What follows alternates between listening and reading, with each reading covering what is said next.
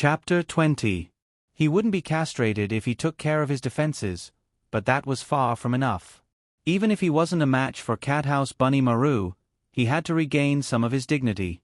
Otherwise, the needle from last time would have been too unjust. In this situation, Ryuto thought for a few seconds and revealed a strange smile. "I've got it. Let's do it." Although there was a huge difference in strength between them, the enemy was in the light while he was in the dark. It wasn't impossible for him to kill Bunny Maru. Tap, tap, tap. Just like that, not long after, the sound of light footsteps came from the guest room of the Komishiro courtyard. Hearing the footsteps, the old man who was leaning against the corner of the door slowly opened his eyes. "Oh, he's finally awake." Cathouse Bunny Maru looked at the pocket watch in front of his chest. The watch showed that it was 12:00 sharp. It was already noon of the second day. "I have to deal with this quickly. It would be troublesome if Milady came to check on me. She did come once in the morning." After looking at the time, Bunny Maru walked towards the guest room. Today was a Sunday. Milady didn't go to school. Instead, she was doing her daily training in her room.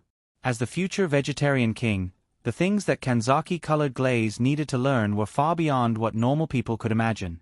It wasn't something that a student could compare to. When he thought of Milady's figure training so hard to become the vegetarian king, Bunny Maru wanted to cry. "In order for Milady to succeed, even if I have to turn into a demon, I won't hesitate." For this, the man in the room had to be eliminated. Voila! Accompanied by the almost inaudible sound of the door being pushed open, Bunny Maru silently walked into the guest room. The man in the guest room seemed to have just woken up. He was admiring the Goddess of Destiny, hanging on the wall behind him. This was the world's earliest portrait of the Goddess of Destiny. It was also the god that the entire Kamiyoshi worshipped for thousands of years. But in Ryuto's view, the portrait of the Goddess of Witches was somewhat abstract. He couldn't even tell that it was a woman. "Young Master Toshiro, you're awake." Just then, Bunny Maru's voice interrupted his thoughts about the gender of the portrait. It also announced the official start of the competition. "Are you from Kamiyoshi? This is Kamiyoshi's territory?" Because he had already experienced it once, Long-Do chose to take the initiative this time. "Yes, I'm from Cat Bunny Maru. I'm not interested in who you are. Anyway, I'm going to leave now. Where are my things?" Before Bunny Ball could finish introducing himself, Long-Do casually waved his hand and spoke arrogantly. "In any case, you don't dare to kill me. In any case, you won't let me go. So why should I be polite with you?" Therefore, Long-Do chose to let himself go. Since he was an extreme Dao young master, he should act like one. Bunny Bunny. Bunny Bunny Maru. T test. In any case, Tu Wan was a wily old fox who had been through hundreds of battles. If he was angered by such a small trick, he would have died who knows how many times. So, the butler said calmly, "Sorry, young Master Toshiro. Before I leave, I want to ask you a question." "Okay, I approve." "Young Master Toshiro, you've expressed in many ways that you have feelings for the young lady. Is that true?" "Yes, I like her, and I will marry her in the future." "So?" In front of Bunny Maru, Ryuto openly admitted his feelings and even said, "I will marry her." "Yes, I want the colored glaze's body." "What? I can't. I want the young lady. I said it." His sharp eyes stared straight into Bunny Maru's eyes as if he didn't think there was anything wrong with his words. Such a straightforward and domineering answer surprised Bunny Maru. After all, the fact that Kamiyoshi strictly forbade Sai Wang from contacting men was known in Tokyo. So, only a fearless young master like Ryuto dared to publicly express his feelings for the colored glaze. And not only did he dare to publicly express it, but he also dared to come to the Kamiyoshi courtyard to express it in front of Bunny Maru. It had to be said that just this boldness that didn't even put the Kamiyoshi in his eyes was enough to make Bunny Maru admire him. If the young lady didn't have a heavy responsibility, perhaps this young man would have been a good choice. After secretly sighing, Bunny Maru helplessly shook his head and said, If that's the case, then forgive me for offending you. The last word, sin, didn't dissipate in the air, and the old ninja had already made his move. His right hand moved like lightning, and the slender needle had already pierced Ryuto's abdomen. It was as sudden as last time. Even if Ryuto was focused on defending, he still couldn't make any effective reaction. Is this the strength of this world's top masters? Amazing. Before he could react, Ryuto was already hit. Exactly the same as last time, the long needle accurately pierced a certain point in the abdomen and deeply pierced in. Or rather, on the surface, it looked like it was deeply pierced. After all, Ryuto's abdomen was covered with a layer of turf protective gear. The long needle would have been blocked after piercing in, and it wouldn't have pierced this deep. Just like this, although Ryuto could feel a slight pain in his abdomen, it didn't have the thump like last time. Obviously, the long needle didn't pierce through the acupoint as expected, causing this needle to only give Ryuto a little acupuncture without any substantial effect. But even so, Ryuto still pretended that his legs were weak and half kneeled on the ground, showing a painful expression. What's going on? The place where I was pierced seems to have something pierced. What did you do to me? Very good, it's working. Hearing Ryuto's angry and painful howl, Bunkamaru silently nodded. Only those who had their acupoints pierced would know what it felt like. So this young Master Kyodo couldn't be faking it. If there wasn't a rogue system. Here are your belongings and clothes. Please take them. You can leave now. After successfully helping Ryuto complete the first step of the Sunflower Manual, Bunkamaru still took out the paper bag from somewhere. Inside the paper bag was Ryuto's clean and dry uniform, a familiar pistol, and a new taser. The moment Ryuto took the paper bag, he immediately picked up the pistol and pointed it at Bunkamaru's head without hesitation. Chapter 21. What did you do to me? Long Do picked up his pistol and quickly loaded it before he roared in a tone full of anger. Although he wasn't actually castrated, he wasn't acting either. He was truly angry. After all, he was castrated once before, and he felt extremely aggrieved when he thought about it. But just like last time, Bunkamaru was unmoved by the black muzzle. The number of times Bunkamaru was pointed at was almost the same as the number of times he ate bread, which was an average of once a week. So when he saw the gun, the old ninja was already numb. He just shook his head and said, "Sorry, this thing has no effect on me." Bang. But before Bunny Ball could finish speaking, Ryuto pulled the trigger in an instant. This was the second time Ryuto fired a gun in his life, but this time, the muzzle wasn't aimed at himself. If you asked him if he felt guilty for pulling the trigger on a living person, Ryuto's answer would definitely be yes. But if this living person was Bunkamaru, then he definitely wouldn't. The reason was very simple.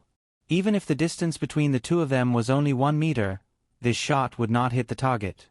Just as Ryuto pulled the trigger, Bunkamaru's tall figure had already dodged to the side at an even faster speed and perfectly dodged the bullet. It was the first time Ryuto saw such a miraculous technique.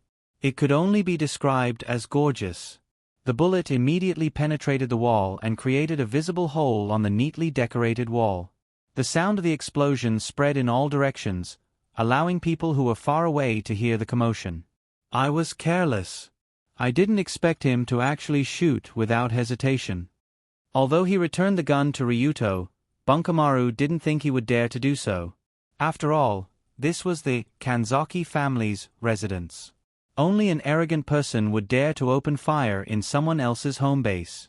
So after dodging the shot, Bunkamaru still frowned as he quickly moved in and grabbed the gun. His palm gently grabbed Ryuto's right wrist, and like magic, he confiscated the gun in his hand. Snatching a gun with his bare hands, this kind of superb technique was as simple as eating beans to rabbit ball. After all, he ate beans every day. Looks like you're in an irrational state. It's still too early to return this thing to you. That was what Bunny Ball said when he took back the pistol. Of course, the danger he was referring to was not the danger to himself, but the danger to others. After all, there were many other staff members in this Shendai courtyard. If he fired, the gunshot would definitely attract other people. It might even attract the attention of the young mistress. If Ryuto was still holding the gun at this time, it would be troublesome. However, even though the pistol was taken away, Ryuto's expression remained unchanged. He knew that he would not be able to keep his pistol in front of this old monster. Unfortunately, when Ryuto fired that shot, he had already achieved his goal. Da-da-da, da-da-da-da-da-da. At the same time, faint footsteps could be heard coming from outside the guest room. This was to be expected. After all, if a gunshot suddenly rang out from the Kansai courtyard, the servants and guards in the surroundings would inevitably gather here. Before the crowd gathers, I'll ask one last time. What did you just do? If you don't answer, I'll insert the needle here. After noticing that the crowd was gathering here, Ryuto pointed the needle he pulled out from his lower abdomen at his throat and asked in a tone as if he was facing death. What he was doing now was very simple. It was a scam. I have the needle used by your cat house. This is your exclusive weapon. If I use the needle to stab myself in the neck, what will the other people who come in, and even Kanzaki and Colored Glaze think? At that time, Bunny Ball would probably fall into his pants and wouldn't be able to wash it clean. In other words, what Ryuto used to blackmail Bunny Ball was actually Colored Glaze's trust in him. Colored Glaze handed someone over to you to take care of, but you took care of her to the point of having a needle in your neck. Will Colored Glaze still dare to trust you in the future? Although with Bunny Ball's status, Kamiyoshi wouldn't punish him because of this. But from now on, Colored Glaze wouldn't be nice to this old butler who was originally very respectful. To be hated to the extreme by the lady who worshipped him like a god, this was a punishment worse than death for Bunny Ball.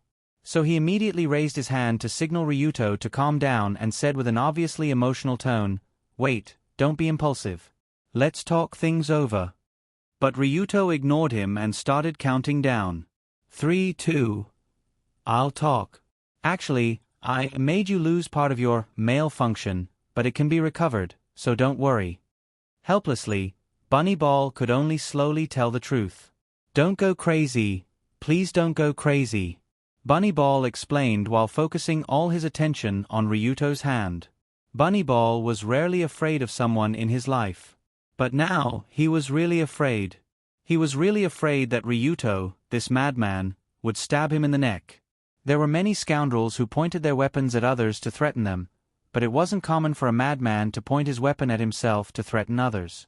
This was completely out of the ordinary. How could others respond? The worst thing was that Bunny Ball was really afraid that he would do this. Originally, Bunny Ball's plan was quite simple.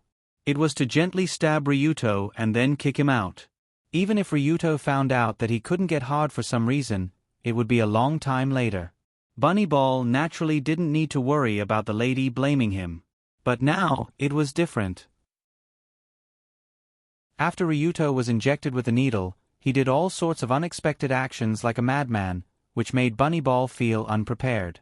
There were only 2 people in the room, and the needle was his.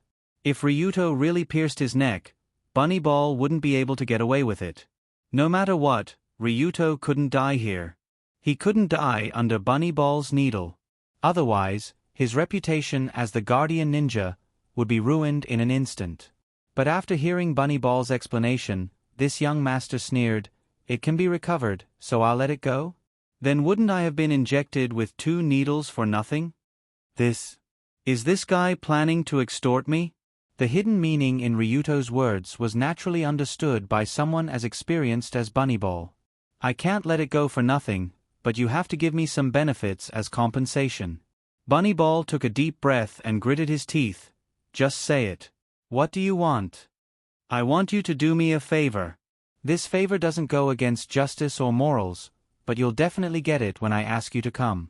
Just as Ryuto made this request, a familiar voice came from outside the room. "Bunny Ball? What's going on? Why are there gunshots inside?"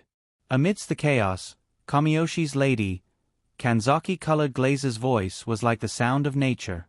Of course, to Bunny Ball, this voice really gave him a headache. Chapter 22. For Kanzaki Colored Glaze. Today was supposed to be a rather leisurely day. She was studying at Tokyo's first high school, which was located in the port area of Tokyo. It was a school that ran 6 days a week. Thus, after waking up early in the morning, Colored Glaze first went to check on Ryuto's situation. She only returned to her study to read when she found that he wasn't awake. Colored Glaze read about 100 books every year. Most of them were ancient and foreign books that were difficult to understand. If it weren't for the fact that she could read 10 lines at a glance, had a strong memory, and had a strong comprehension ability, it would be impossible for her to memorize so much information. Bang! However, just as Colored Glaze was reading in her study, she heard the faint sound of a gunshot coming from the guest room. This is a gunshot? And it's coming from Ryuto's guest room? Colored Glaze's 5 senses were also very sharp. She immediately stood up and walked outside. "Milady, it might be dangerous over there. You should wait here." But before she reached the door, 16 Knights' dancing costume blocked Colored Glaze's path. Although she didn't know what happened, since there was a gunshot, it meant that something must have happened in the guest room. The only people on the other side were the butler, the cat house, and Tong Shang Ryudu, who was lying on the bed. No matter what happened, it wasn't an environment suitable for Milady to go over. "Get out of my way." Colored Glaze didn't buy it at all. She said righteously, "This is my home. No matter what happens, I have the right and need to be the first to know." Before Dancing Costume could react, Colored Glaze had already pushed her aside and walked past her. "Milady!" Sigh. Helpless, Dancing Costume could only follow behind her and walk towards the guest room. When they arrived outside the guest room, Colored Glaze discovered that there were many servants and guards gathered there. However, no one dared to enter. After all, everyone knew that the person inside was the boss of the cat house. If anything happened, it was not their place to intervene. They could only wait outside. However, Colored Glaze did not have such concerns. She walked towards the door and asked loudly, "Bunnyball? What's going on? Why are there gunshots inside?" Hearing this, Rabbitball's face turned green. Opportunity. On the other side, Ryuto also pretended to insert the long needle in his hand into his neck, intending to blackmail Rabbitball.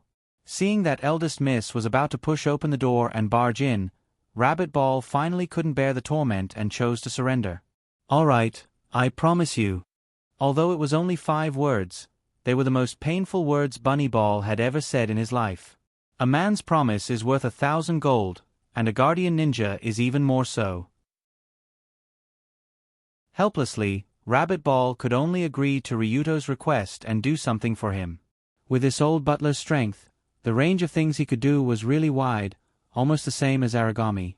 From this point of view, this blackmail incident was simply a gift to Ryuto. Very good.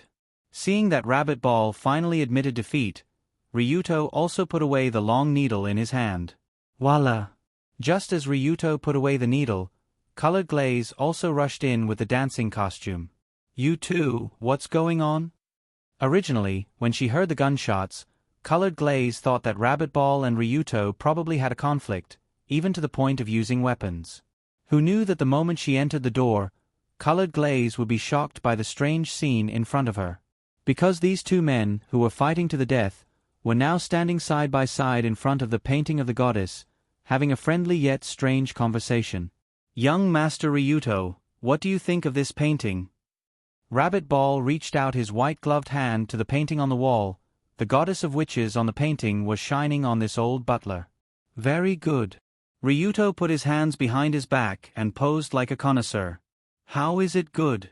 This painting of the goddess doesn't focus on the lines in a conventional manner. Instead, it focuses on the changes in light and shadow. It shows the unique beauty of the Impression school of painters.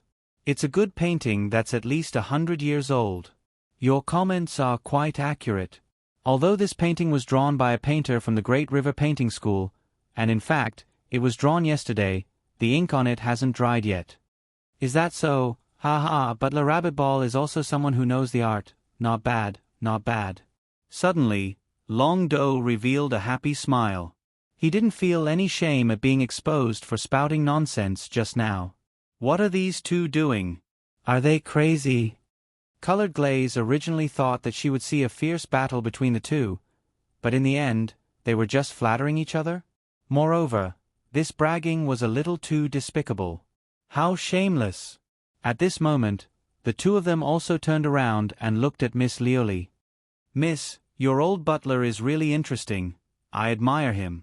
Is that so? Then what was the gunshot just now?" Colored Glaze's eyebrows twitched slightly, looking at the paper bag on the ground. In the paper bag, there was a pistol that was put back by Rabbit Ball. There was still a faint smell of gunpowder coming from the muzzle. "This one has some experience in using a spear, so I was just teaching young Master Long Do how to use a spear, but I accidentally misfired. This one has neglected his duty and disturbed young Mississippi. Rabbit Ball was also someone who could lie without blinking." He hurriedly bowed to Luli and put on a look of fear and trepidation. But this was nonsense. Colored Glaze knew that the truth was definitely not like what Rabbit Ball said. After all, no one would teach someone how to use a gun in the guest room. The two of them must have had an argument, then used some method to reconcile.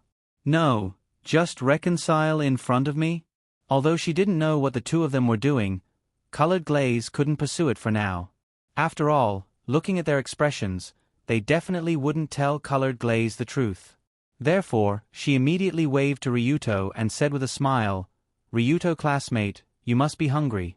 Let's go eat first." It was already noon, Colored Glaze didn't have lunch, and Ryuto was already starving. Therefore, he replied without hesitation, "Okay, then let's find a quiet place to slowly eat and chat." Speaking up to here, Long Do even clearly glanced at Rabbit Ball. Between his brows, there was an expression of a vile person intoxicated by success. "Damn old man, I'm going to eat with your miss now. Do you have any objections? If you do, then hold it in. Don't forget that you still owe me something, hee hee." When he saw Long Do's arrogant look, it was the first time Bunny Ball felt his defenses being broken. I sigh. When Colored Glaze left the guest room with Ryuto and walked to the corner of the Kamishiro courtyard, Rabbit Ball could only shake his head and walk out like a defeated rooster. Chapter 23. Sorry, it was actually Bunny Ball who caused trouble for you. When Ryuto followed the lady out of the guest room and came to the hallway under the shocked gazes of the servants, Colored Glaze said to him with a bitter smile. When they left, Colored Glaze purposely dismissed the servants, even the dancing costume, in order to have a good chat with Ryuto. Although she didn't know what happened inside, Colored Glaze wasn't stupid. She could roughly guess that it was Bunny Ball who made the first move. After all, Kamiyoshi had restricted Colored Glaze's social interactions for so many years, so she naturally knew best. From the time she was conscious, Colored Glaze didn't have a single male friend. It wasn't that she didn't have a boyfriend, but that she didn't have any male friends. In school, basically all males who tried to get close to her would receive serious warnings, or even threats. Of course, Ryuto Kiryu himself was warned by Kamiyoshi more than once. But he was a young master after all. Being warned and threatened was nothing out of the ordinary. Naturally, he wouldn't be scared. But from the gunshots just now, Kamiyoshi didn't seem to be satisfied with just warnings and threats to deal with Ryuto. He chose to be serious.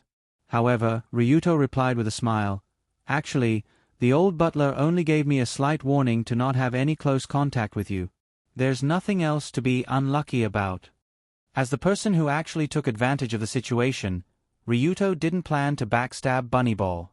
After all, he still had to ask them for help in the future. So Colored Glaze asked curiously, "Is that so, then how did you answer?" "My answer. Do you really want to hear it?"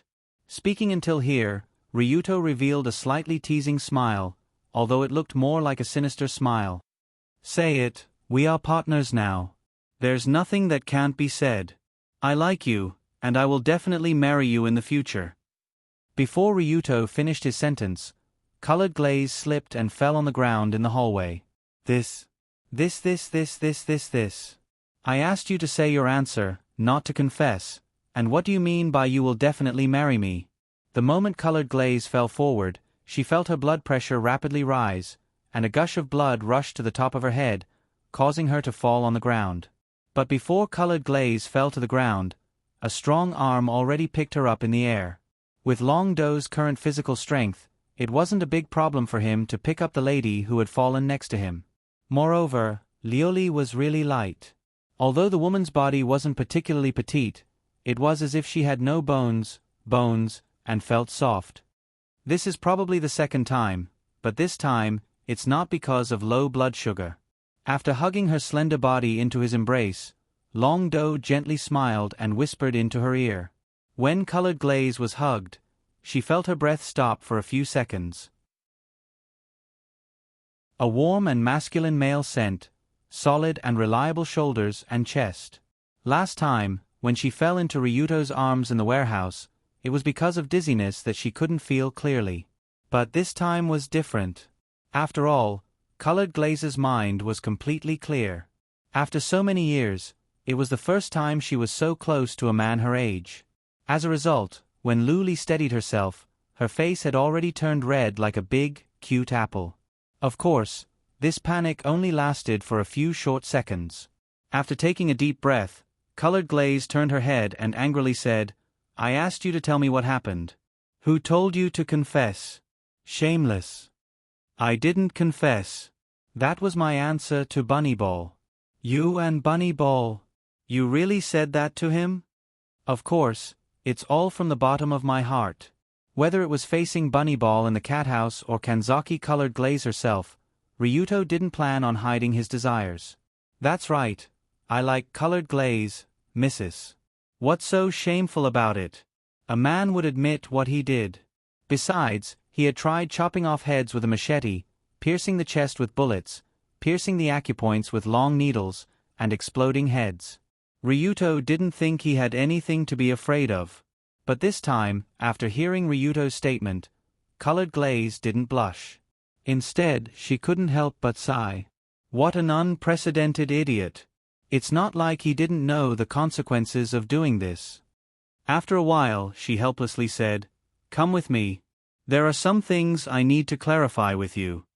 "Some things you need to clarify? No way, you need to find a place to reject me?" Looking at Colored Glaze's rapidly departing figure, Ryuto could only silently follow her. Although he had just expressed his feelings, he didn't expect Colored Glaze to give him any positive feedback. After all, although their relationship had improved, it wasn't to the point where his confession would be successful. As the two of them walked through a corridor, they arrived at a courtyard surrounded by a pillar-shaped fence. What appeared before Ryuto's eyes was a small shrine. There was a pure white torii built in front of the shrine, reminding visitors that they were in a sacred area and that they should maintain a humble attitude. A zigzag rope made of straw represented the sacred boundary and was tied to the surrounding trees. In the middle of the small shrine, there was a statue made of white jade. The statue was about the size of a real person, and it was dancing. When they arrived in front of the female statue, Colored Glaze raised her head and looked at the face that was about to vomit. She emotionlessly said, "This is the god that we have always worshipped in Kamiyoshi, Heavenly Enchantment Female Fate." Heavenly Enchantment Female Fate. I think it's the goddess of witches? It said that she's the earliest witch? That's right. The direct female relatives of Kamiyoshi come here to pray for an hour every day, rain or shine, to ask the gods to grant them spiritual power. Tisk. Hearing this explanation, Ryuto disdainfully snorted. How stupid.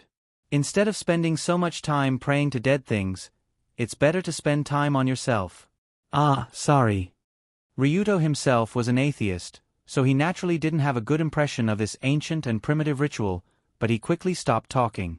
After all, Colored Glaze was the eldest daughter of Kamiyoshi.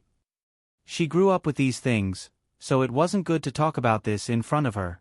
However, when Colored Glaze heard Ryuto's words that were obviously filled with contempt, she nodded.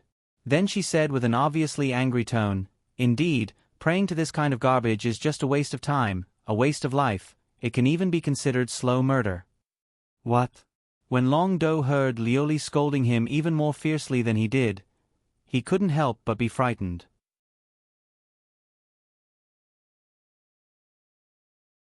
Chapter 24. What's going on? Why wood-colored glaze? She seems to have a huge problem with this heavenly chef? No, strictly speaking, the heavenly chef is the first generation of Miko, and also the foundation of the Kamiyoshi. From this perspective, colored glaze seems to have a huge problem with the entire Kamiyoshi. The next generation of Zai Wang, who is going to inherit the ancestral land, is actually cursing at the god that he worships. If Ruri's words were heard by an outsider, it would definitely cause a huge commotion that would engulf the entire Kanzaki family. Maybe it's because there's no one else around, or maybe it's because colored glaze finally met a friend that she can speak freely. So she openly expressed her disgust towards the heavenly chef, and even towards the shrine, Zaiwang, Kamiyoshi, Miko, and other Shinto creations. In fact, this disgust has been deeply hidden in colored glaze's heart for many years. Every time she prays to the heavenly chef statue, she can't help but want to smash it. What's the reason? It starts with the origin of the heavenly chef, the goddess of Miko. The origin of the goddess of Miko can be traced back to the ancient myth, the legend of the heavenly Akito.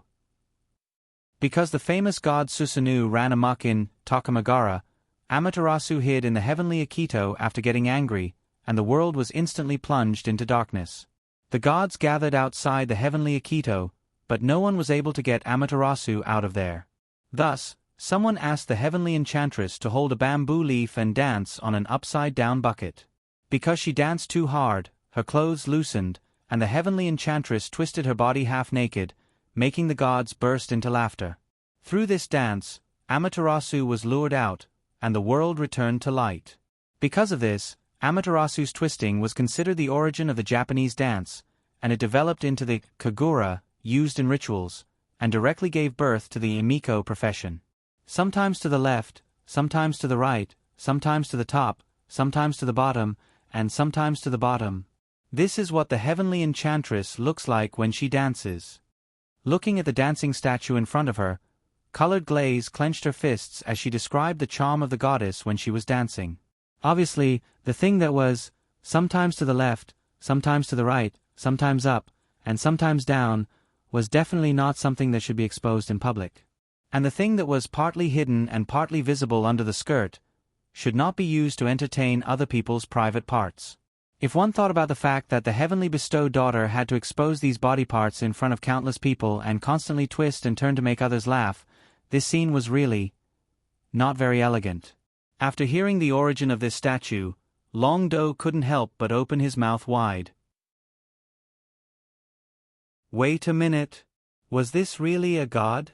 How could there be a striptease god? In the country where Ryuto lived before, it was impossible for people to worship such a ridiculous god, except for some special places. Because he was too shocked, he could only say in a low voice, "This Miko goddess is really, how do I put it? Quite despicable, right?" Although Ryuto didn't want to be so direct, colored glaze was too lazy to care, and she said these words in front of the Amaterasu statue. However, this plaything that stands on a wooden barrel and performs a striptease for others is the god that we, the Komashiro family, respect the most. In fact, he's even considered to be our ancestor. Ever since she knew this, colored glaze always thought that the people in this world were crazy. How was this god worthy of respect? How was it worthy of worship? How was it worthy of learning? Also, the so-called 8 million gods outside the Rock of Heaven, watching the naked Amaterasu dance, didn't look like good people? A group of men couldn't pull out a cowardly Amaterasu hiding in a hole, but they let a woman dance with a ball in front of everyone. What great power.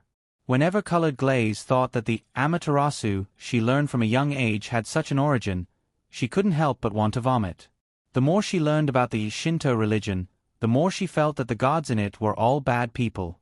Even the Mikado family who relied on this religion to rule the people were a bunch of trash in colored glaze's eyes. As the eldest daughter of Kamiyoshi, and a relative of the Mikado family, colored glaze had seen who knew how many high officials and nobles she had seen since she was young. Therefore, colored glaze clearly knew that the rotten nobles only cared about exploiting the bottom rung of society, and didn't believe in the gods from the beginning. They only used the name of the gods to control the public opinion, so that they could stabilize their ruling rights, and profit from it to fill their own pockets. As for the so-called Zhai Wang, it was just a tool used to carry out a mythical rule, nothing more. The most infuriating thing was that in order to protect this fake mythical world, Colored Glaze had to pay with her own life. Ryuto, I'm the next Zhai Wang, so before and during my term, I can't live my own life. You know this, right? That does seem to be the case. When he heard Colored Glaze mention the Zhai Wang, Ryuto couldn't help but grit his teeth. Throughout history, the average term of a Zhai Wang was about 25 years. In other words, from the time Colored Glaze inherited the throne at the age of 18, she had to be at least 40 years old before she could leave her duties and return to her own life.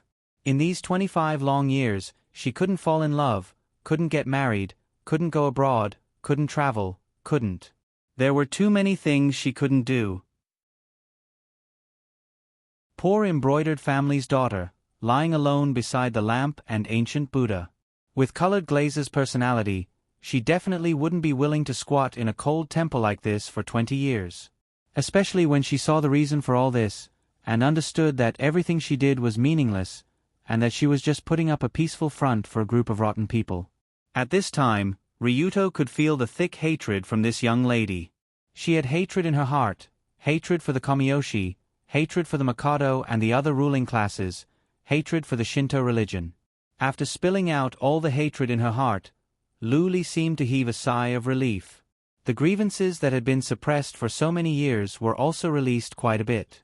But she still turned to Ryuto and said, "So, do you understand? Your pursuit of me is meaningless, because this isn't something I can decide on my own.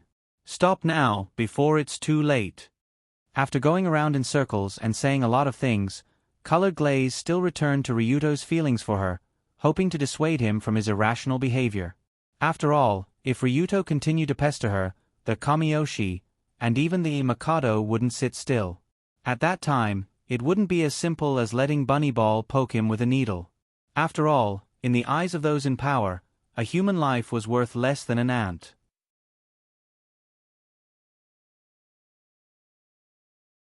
Chapter 25. Looking at Colored Glaze's resentful expression, Ryuto didn't know what to say. But he couldn't help but think of the ending of the first female protagonist in the original game. In Red Album 2, no one survived. Every female protagonist had two endings, the righteous ending and the evil ending. If it was the righteous ending, then the male and female protagonists gathered everyone's strength to defeat Tenmu Iam, but they couldn't be together as they wished. But after defeating the conspiracy, Colored Glaze still had to go back to fulfill her family's duties and spend the first half of her life as the king. In other words, the protagonists could deal with the conspiracy of this world, but they couldn't deal with the world itself. On the day I leave this cage, if you still remember me, let's meet at the same place.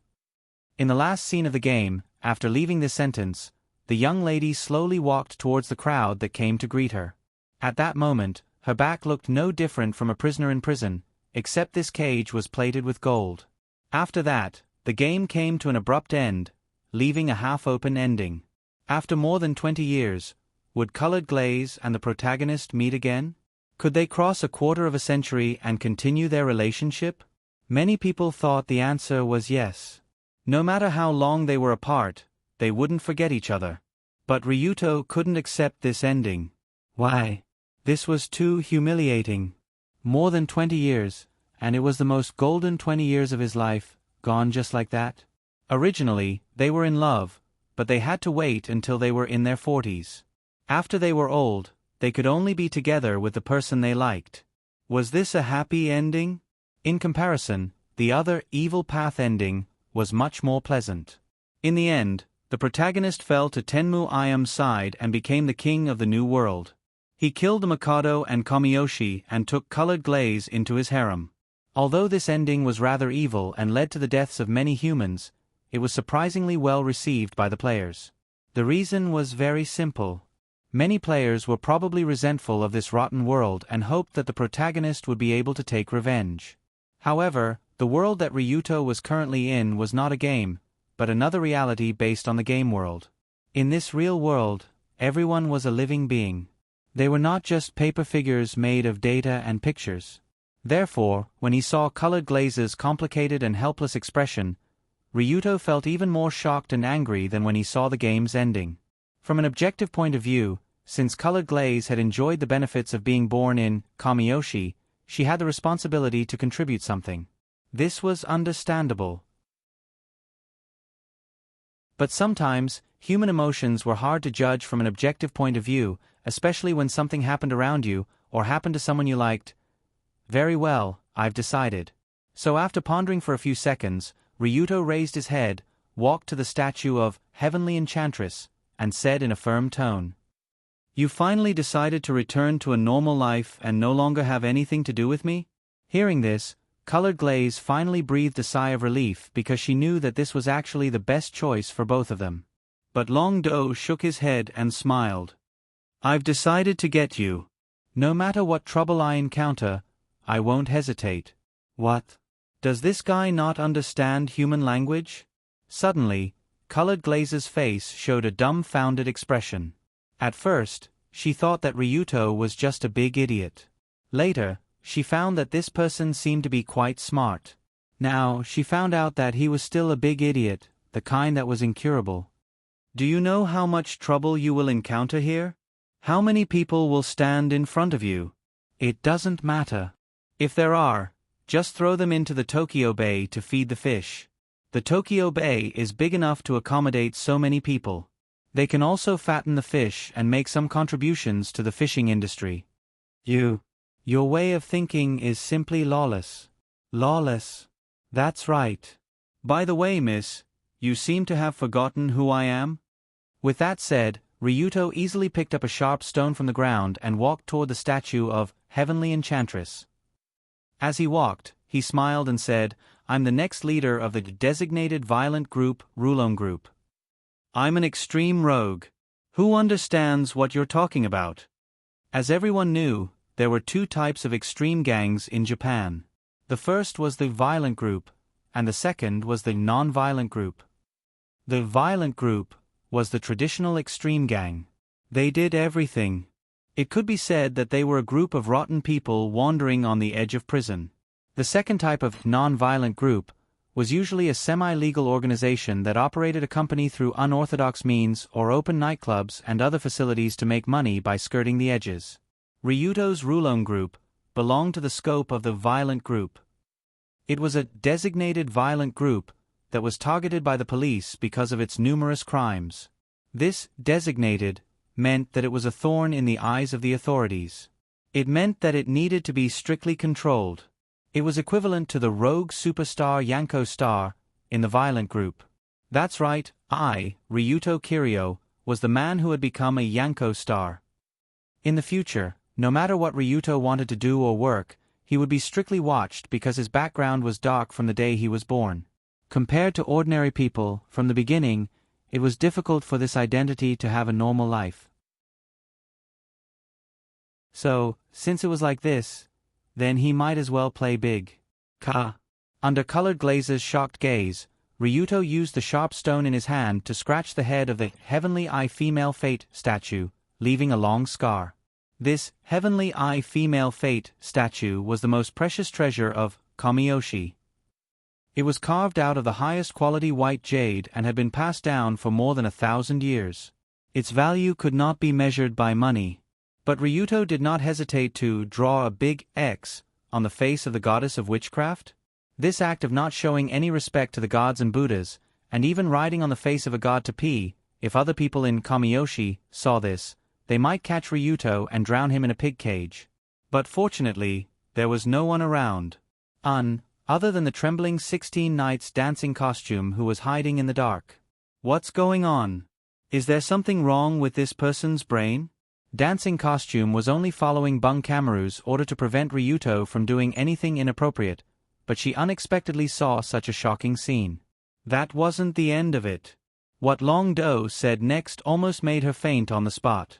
"Young miss, let's make a bet." "Bet? What bet?" "If 2 years later you don't need to take over the position of Zai Wang, come to Rulon Group and be my wife, how about it?" In front of the most respected Heavenly Eye Female Fate statue in Kamiyoshi, Ryuto extended his hand to the young miss and confirmed his future path.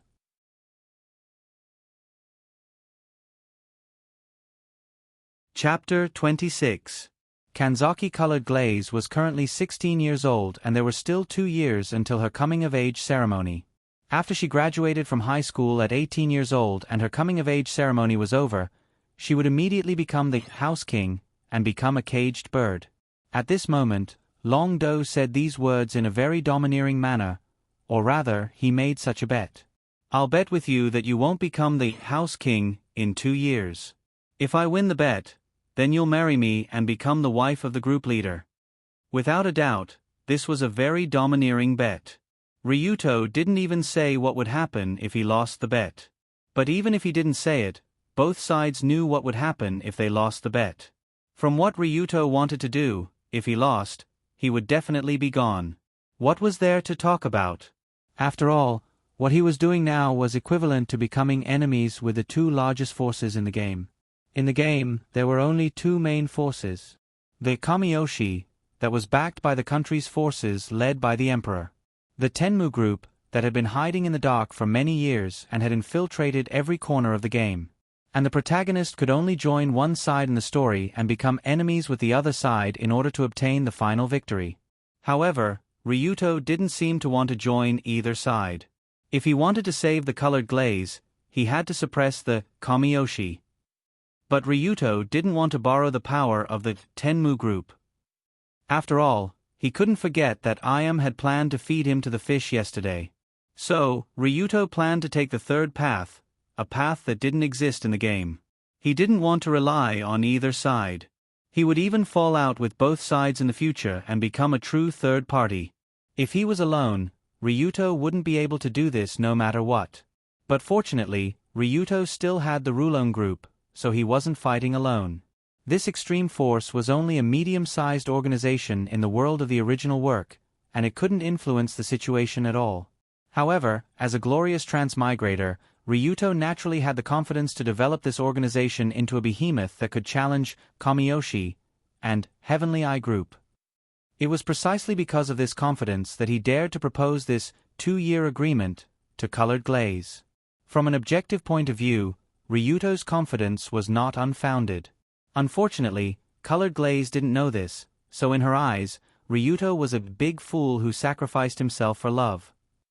Big idiot. A big idiot who doesn't listen to human words. Forget it. Since he doesn't want to listen to my advice, then I'll bet with him this time. If I don't need to be Zhai Wang in 2 years, I'll go to your place and be the wife of the team leader. That should be fine, right? With a helpless smile, Colored Glaze also reached out and grabbed the hand that was reaching towards her. She also hoped that this bet would end with Ryuto's victory. After all, compared to being Zhai Wang and spending more than 20 years in prison, it was better to be the wife of the Rulon group. Besides, although Ryuto Kiryu was a bit stupid and looked a bit fierce, he seemed to be a good person, so it wasn't impossible to make do with him. After holding Colored Glaze's hand, Ryuto felt the warmth and softness in his hand and laughed heartily. Very good. It's a deal. Then I'll go first. Goodbye. Hey. Wait. Don't go yet. Just as Ryuto was about to sign the bet with Colored Glaze and was about to leave, Colored Glaze hurriedly stopped him. What?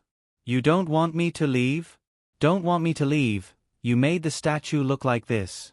Don't tell me you want me to deal with this mess?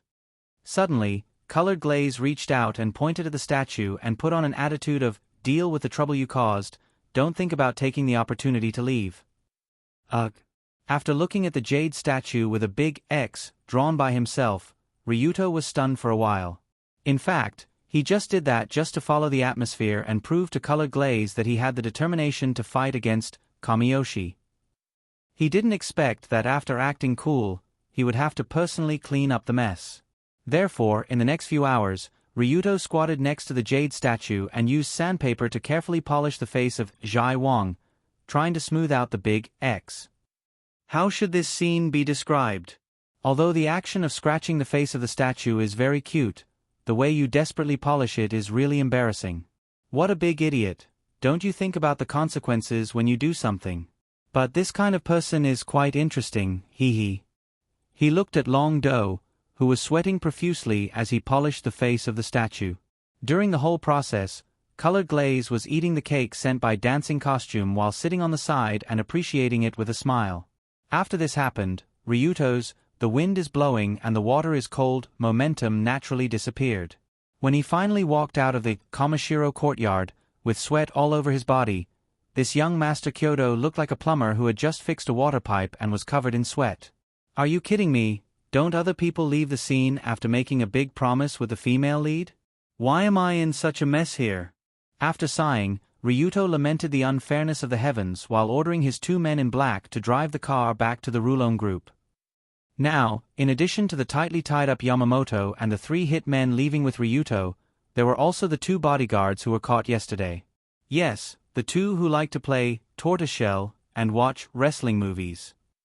Although the 2 black-suited bodyguards were Yamamoto's men, they seemed to be loyal to Ryudo and could be useful to him. But their names were somewhat strange. The 2 men in black were 2 brothers, one called Kamida Tomono and the other called Kamida Tomono. Kamida was their surname, Kamida and Tomono were their given names.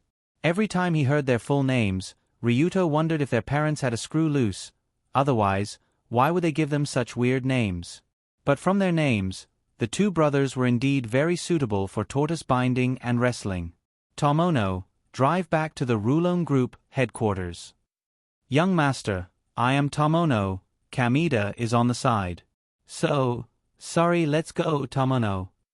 You look 70 to 80% alike, and you both wear black suits, sunglasses, and have a crew cut. Who would be able to tell the difference? When the car finally started slowly, Ryuto, who was sitting in the back seat, looked at the unfamiliar scenery outside the window and took a deep breath. Although he successfully came out of the Kamishiro courtyard, his battle was not over, or rather, it was just the beginning. And the next step was to go to the Rulon Group headquarters. A real bloody storm was about to start.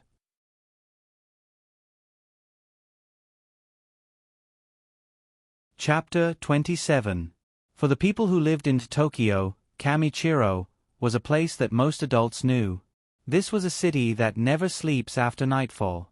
It was the gathering place for all the urban men and women who pursued entertainment. In this small street, there were more than 4,000 nightclubs, bars, small theaters, game halls, and other entertainment facilities. It was the real entertainment street, also known as the Labyrinth City of Desire. Whenever people entered here, they would see the dense and bloated neon signs on both sides of the road, highlighting the prosperity and chaos of Kamichiro. This evening, Kamichiro had already shown signs of bustling. Men and women wearing fashionable clothes walked on the street. However, when they saw a completely black vehicle with a dragon's mark printed on the hood, they would immediately step out of the way respectfully. Because everyone knew that this car was the exclusive car of the Rulon Group leader, Tong Senyuma. The Rulon Group was the extreme Dao organization in charge of this Kamichiro, and was also the underground master of this city. Even now that the leader Tong Senyuma had been in prison for a long time, because of the 3 consultants, the Rulon Group was still operating in an orderly manner, and no one dared to provoke its existence. Or, on the surface, no one dared to provoke its existence. After passing through Kamichiro, and going up a small slope, about 300 meters or so, you will reach an intersection and continue to go straight. Following this road for a few more intersections, you can see the headquarters of the Rulon Group. The huge Japanese-style courtyard, the open door at the entrance was imposing, and a plaque with the words Rulon hung on the doorframe. But unlike other normal houses, there were a lot of surveillance cameras hanging on the wall outside the headquarters of the Rulon Group. From this large number of cameras, it could be seen that this imposing building was definitely not a group of ordinary people, but a special profession that needed to be on guard against the invasion of foreign enemies at any time. Finally back. This is the headquarters of the Rulon Group. After getting out of the car that originally belonged to the father of this body, team leader Tong Seiichi, Ryuto looked at the imposing door and could not help but feel a little nervous. After staying in this body for a period of time, the memories of the body slowly emerged. As the son of the leader of the Rulon Group, Ryuto grew up in this mansion. This was his home. However, in his memory, his father rarely met with Ryuto. Most of the time, he was busy with the matters of the organization. His mother, Yumi, unfortunately passed away early. Ryuto could only see the gentle woman in the photo. Therefore, to Ryuto, this home was actually a place without any familial warmth. My father cared more about Rulon Group than me, his son. With such thoughts in mind, Ryuto became extremely rebellious from a very young age. He almost gave up on himself and did all kinds of things outside. Fighting, smoking, bullying, stealing. It could be said that he did all kinds of bad things. But from the beginning, Ryuto's purpose was only to attract his father's attention. However, no matter how much Long Do misbehaved, his father Yima never added his son's name to the list of team members. In other words, Ryuto was not an official member of the Rulon Group. He was not a brother in the true sense. Also because he was unable to join the organization, this young master became even more anxious. My father did not let me join the organization because he felt that I was not broad-minded enough. So as long as I can do something earth-shattering, then he will definitely value me. Driven by this obsession, Ryuto was finally bewitched by Yamamoto and finally carried out the Missy kidnapping plan.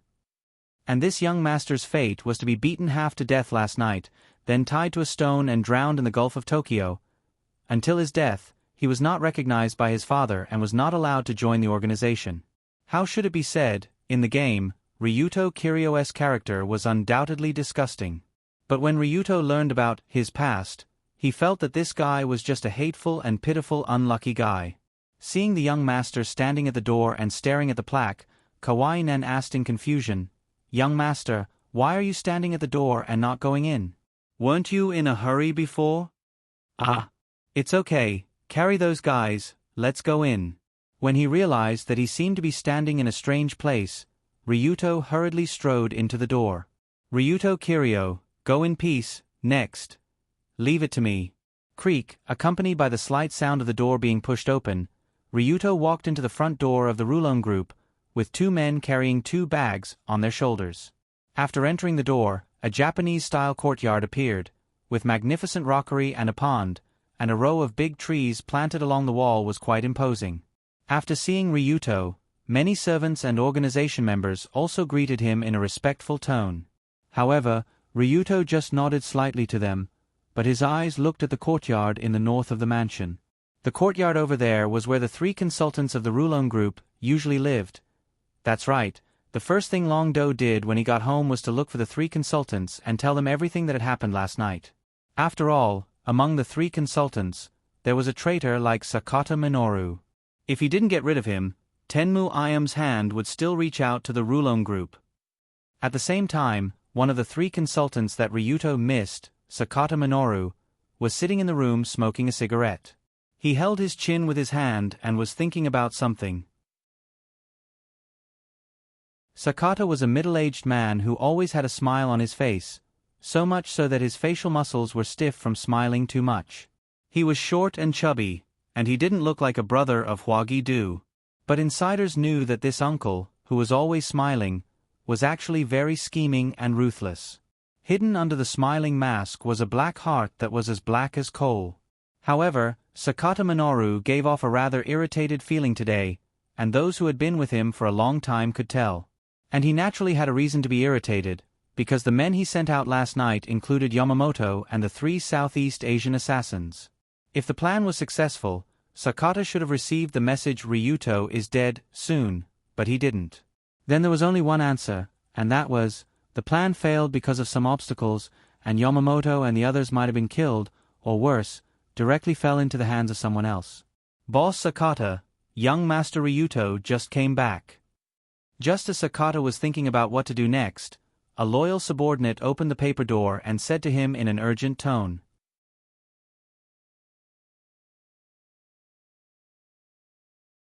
Chapter 28. You're finally back. When Sakata heard the news, he wasn't surprised. After all, he already knew what was going on. When he didn't receive a response from Yamamoto last night, Sakata knew something bad was going to happen. Since Yamamoto and the 3 Southeast Asian assassins didn't respond, Ryuto returned to the Rulon Group. This meant that the worst situation had occurred, and what he did would soon be known to the public. Of course, Sakata had already thought that such a day might come when he embarked on the path of colluding with Atami Heim. Therefore, he made a lot of preparations early on to deal with the coming storm. Hiss. Huff. After taking a deep puff, Sakata Minoru stood up from the ground and said to his subordinate, as previously arranged, gather all the members of the Sakata group and have them wait at the big house across the street. Yes. After receiving the boss's order, the subordinate immediately turned around and left without hesitation to inform the other members. In the large organization Rulon Group, there were many subordinate organizations. Among them, the 3 consultants each controlled a group. Because of the cooperation with the Tenmu Group, Sakata Minoru's manpower and financial resources far exceeded the other 2 groups, so the Sakata Group was also the most powerful organization in the Komodachi area. Before changing his clothes and leaving, Sakata Minoru looked at the buildings in the Rulon Group headquarters with some nostalgia, then walked out without looking back. Unknowingly, I've been following Boss Ma for more than 20 years. Even this big house was built by the construction team that I was in charge of. But all of that would end today. From today onwards, there will be no more Sakata consultant of the Rulon Group, only the boss of the Sakata Group, Sakata Minoru. When he walked out of the door and walked toward the big house that he had secretly bought, the smile on Sakata Minoru's face had long disappeared. What was left was a bottomless murderous intent and malice. He knew that tonight, a bloody storm was bound to arise. And in this battle between Rulon Group and Sakata Group, the one who stood at the end was the leader of Komodachi. At the same time, while Sakata was preparing for this battle, in the other side of the house, a conversation recorded on a mobile phone was slowly being played. Lady Ayam, what should we do next? Inform advisor Sakata to get someone to kill him. Yes, then I won't disturb you any further. While Ryuto was playing the recording on his phone, the middle-aged man in an old-fashioned kimono, Fujiki Yoshio, who was sitting opposite him, remained silent. Tingmu was one of the 3 consultants of the Rulon Group. He was also one of Tong Sheng's most loyal subordinates. Working in the underworld for a long time made this middle-aged man's face look weather-beaten. When Ryuto came to his room and told him about what happened last night, Mr. Fujiki listened to the recording quietly without even blinking. What is this consultant thinking?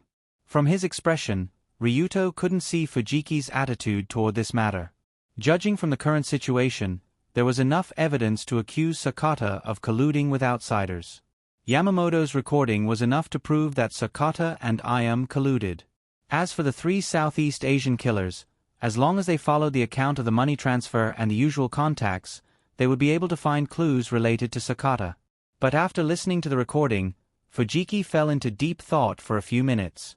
This situation made Ryuto feel a little confused. At the same time, he also felt that this guy had other intentions. How to put it, although Fujiki's loyalty to the Rulon Group was unquestionable, Ryuto felt that he had never liked him. Logically speaking, Ryuto was the only blood relative of Tong Sheng, so Fujiki, as an old subordinate, should take care of him. But in fact, this was not the case. Fujiki Yoshio treated Ryuto as heir since he was a child and basically didn't take the initiative to talk to him. So Ryuto always thought that consultant Fujiki hated him, although he didn't know why. Oh no, he doesn't think I'm framing him because he hates me, right? Looking at Fujiki's unchanging cold face, Ryuto couldn't help but sweat secretly.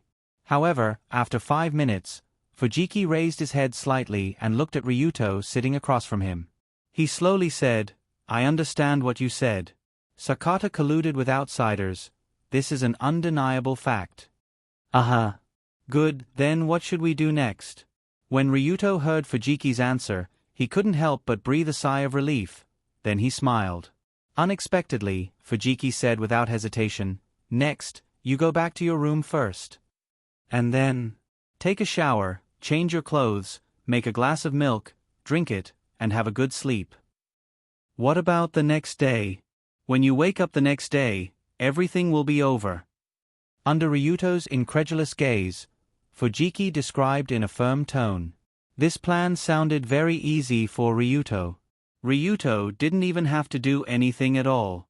He just had to wait in the room for the bloody storm to end.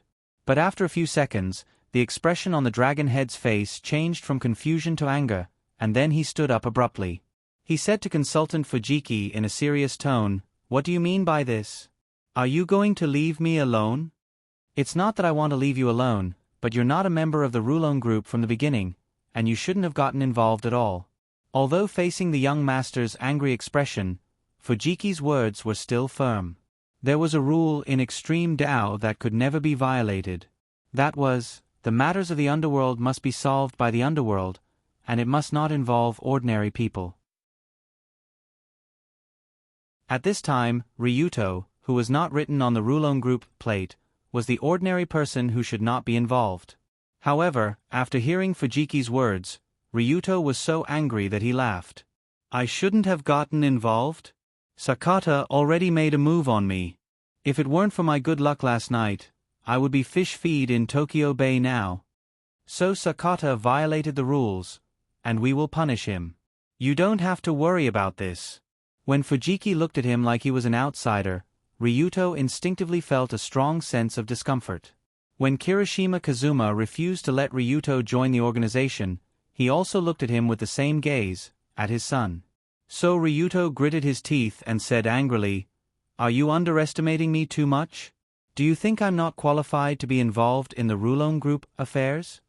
On the contrary, it's not that I don't think you're qualified to join the Rulon group, but I don't think we're qualified to accept your existence." "What?" After hearing Fujiki's strange answer, Ryuto couldn't help but make a sound of doubt. As if to solve his doubts, Fujiki took a puff from his pipe and asked solemnly, "Young Master Ryuto, do you think extreme Tao members are strong or weak?" "Do you still need to ask this?" "Of course they are strong." "Wrong, extreme Tao members are a group of weaklings at the bottom of society, weaker than the granny who sweeps the street." At this time, in front of Ryuto, the young master of extreme Tao, Consultant Fujiki said in a firm tone.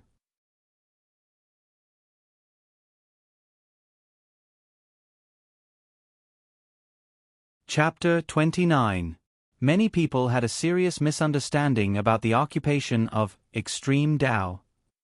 Ignorant people would think that they were very glorious, wandering the streets and alleys, working in many gray areas, committing all kinds of crimes, and being arrogant and despotic.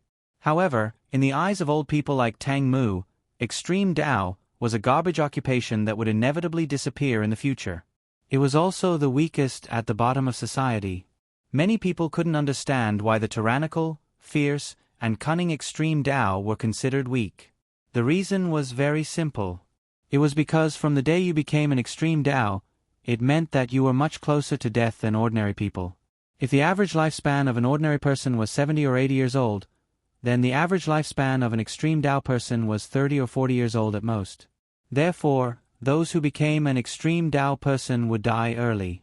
This was not an individual phenomenon, but a collective phenomenon. Extreme Tao people like Tang Mu who could live to 40 years old and still jump around outside were very rare. After all, his companions in the same generation as him either died on the streets or were trapped in prison. In the natural world, those who couldn't survive were naturally weak. No matter how arrogant and despotic the members of extreme Tao were, no matter how glorious they were always dancing on the tip of a knife. There would be a day when they would fall. When the bodies of extreme Tao members rotted in the smelly gutters, even the 80-year-old street sweeper next to them could dance on their bodies. How was such a group of people strong? If they lost their lives, what was the use of money, beautiful women, and reputation? Therefore, in Tang Mu's eyes, extreme Tao was a very unpromising occupation. Most extreme Tao members were weak people who couldn't sleep without using alcohol, drugs, women, and other things to numb themselves. Of course, there were very few men who carried out the path of chivalry and were upright extreme Tao members, such as Tong Shangyima, the leader of the Rulon group. However, even such an iron-blooded man was framed by a villain and was imprisoned. He still had 30 years left in his sentence. 30 years was an exaggerated period of time for a human. It was still unknown whether Tong Shangyima could walk out of prison alive. Rotting in prison might be the fate of an extreme Tao member. It might even be the best fate. After all, He didn't have to die on the streets or die without a corpse. This was the sorrow of extreme Tao, but it was also the inevitability of extreme Tao. So, 16 years ago, on the day you were born, Team Leader told me that he would never let his son reach extreme Tao. He would never let his son go down the wrong path like him. Speaking of this, Fujiki picked up his pipe and took a puff. He looked at Ryuto with a warm gaze. So that's how it is. Is that how it is? After listening to Fujiki's explanation, Ryuto fell silent. He realized that he didn't understand his father and Fujiki's intentions at all. Ever since he was very young, his father had rarely interacted with him, mainly because he didn't want him to be involved in the world of the organization. As the leader of such a large organization, Tong Shangyima naturally knew that it was very difficult for his son to walk the normal path. But no matter how difficult it was, even if there was only a 1% chance, he still hoped that his son could be an ordinary person who didn't have to worry about dying at any time. Therefore, he never accepted Ryuto's request to join the organization. He even forcibly sent Ryuto to the most famous Dori First High School in Kyoto. All of this was preparation for one day in the future to completely draw a line with his son. For Tong Shangyima, who was not good with words, this was all he could do for his son. Seeing that Ryuto was silent, Fujiki continued, "Sakata must know that he can't deny this incident, but he won't wait for death. He will inevitably carry out fierce resistance, so you must not be involved." Fujiki was absolutely clear about Sakata's style of being a smiling tiger. Don't be fooled by this guy's usual good-natured and cheerful appearance. Tengmu had long heard of the many things he did behind the back of the organization. But what Fujiki didn't expect was that Sakata's supporter would be the behemoth Tenmu Group. The Sakata Gumi, that was supported by the Tenmu Group, would definitely quickly gather today and establish a new power. In order to cover up the dirty things he had done, Sakata would most likely directly attack the headquarters of the Rulon Group tonight and kill everyone inside. Therefore, what would happen next would be an extreme deathmatch where blood would be washed in blood. It would be a genuine dark battlefield. In this extreme situation, even Fujiki didn't know if he could live to see the sun tomorrow. Therefore, he couldn't let Ryuto get involved. Otherwise, if something went wrong and the leader's bloodline was cut off here, Fujiki wouldn't have the face to face the leader when they met again in the underworld. After understanding everything, Ryuto nodded and smiled. "I understand." "You finally understand? That's great." Fujiki also felt relieved when he heard this, and a smile appeared on his rigid face. After leaving Fujiki's room, Ryuto quickly went to an empty corner, took out his mobile phone, and dialed a phone number that he got not long ago. Daidu. "Hello, have you decided what you want me to do so quickly, young master?" The moment the phone was connected, an old voice came from the other side, but it seemed to contain a powerful voice. "Yeah. I want to ask you to help me kill someone." "Someone? Who?" "Don't worry, it's an extreme leader who deserves to die. If you leave him alone, hundreds of casualties will be caused because of him." "Okay. Then let's meet first. I'll send you the location later." Daidu. After hanging up the phone, Ryuto took a deep breath and walked toward a small warehouse outside his room.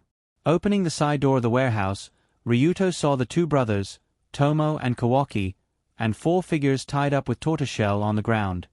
"Young master, you're back." Seeing Ryuto push the door and enter, the Kameda brothers immediately stood up and bowed respectfully to him. "Tomo, change into my clothes and sit in my room to play games. If someone knocks on the door, play this recording."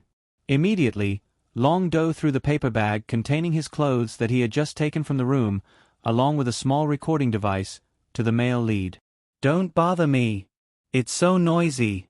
When Tomo pressed the play button of the recording device, such a violent recording came out. "Young master, what are you doing? You want me to be your substitute?"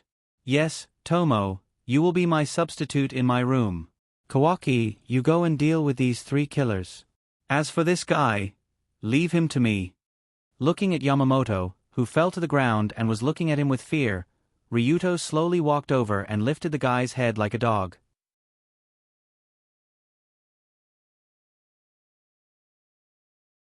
Chapter 30. Did Ryuto understand what Advisor Fujiki said before? Of course, he understood. Whether it was the concern of Kazuma Kirima's father or Advisor Fujiki, Ryuto had received it. But unfortunately, he couldn't stay away from the Rulon group, like the two elders wanted him to, and try to live an ordinary life. The reason was very simple. Because Tenmu Ayam would never let him go, and there was still a Kanzaki-colored glaze to save. Ryuto was also quite familiar with Ayam's personality. If she found out that the person she ordered to kill was still alive and kicking, she definitely wouldn't let him go. In other words, if Ryuto left the protection of the Rulon group, he would only die faster. Furthermore, without the influence of this organization, Ryudo wouldn't be able to confront the Kanzaki family, and it would be even more impossible for him to rescue Ruri within 2 years. Therefore, no matter from any perspective, Ryuto needed the Rulon group. The most important thing was that he needed a Rulon group in a healthy state, not a crippled organization that was torn apart by civil war. According to Fujimoto's inference just now, the old dog Sakata also knew that the matter had been exposed, so he would definitely counterattack in a desperate situation. Because the Sakata group had the support of the Tenmu group, whether it was manpower or equipment, they were all top-notch. If a full-scale war really started, even if the Rulon group won, it would be a Pyrrhic victory. But fortunately you're here, it's much easier now. However, at this moment, Ryuto grabbed Yamamoto's hair and dragged him out like a dead dog. As if he thought he was going to be dragged out and killed, Yamamoto twisted his body frantically and struggled. Don't be noisy, what you did was not enough to kill you 10 times, but congratulations, you now have new value. Oh. Under Yamamoto's baffled gaze, Ryuto dragged him to a wall not far away. The headquarters of the Rulon group was Ryuto's home, so he was very familiar with everything here. Especially since this young master had been a playboy since he was young, he often sneaked out to play. It was easy for him to sneak out without anyone noticing. Therefore, after arranging for the male puppet to be his substitute, Ryudo carried Yamamoto and left the headquarters of Ryu Group, and ran towards the street not far away. As for the 3 Southeast Asian assassins, they were meant to be used as evidence. Now that Sakata had rebelled, there was no need for evidence. He could just get Kawaki Nan to dig a hole and bury him. In any case, the 3 of them had taken Ryuto's first blood, so their deaths were not to be regretted. At the same time, while Ryuto was quietly carrying out his plan behind the back of the Rulon group, a large house on the other side of the street was already full of people. People who often hang out in the Kamishito area must have seen these faces often. Some of them wore suits, some wore shirts, and some wore vests, but all of them had a fierce look on their faces. Wolf's Den. There was no doubt that a group of hungry wolves gathered here at this time, and this big house naturally became a wolf's den.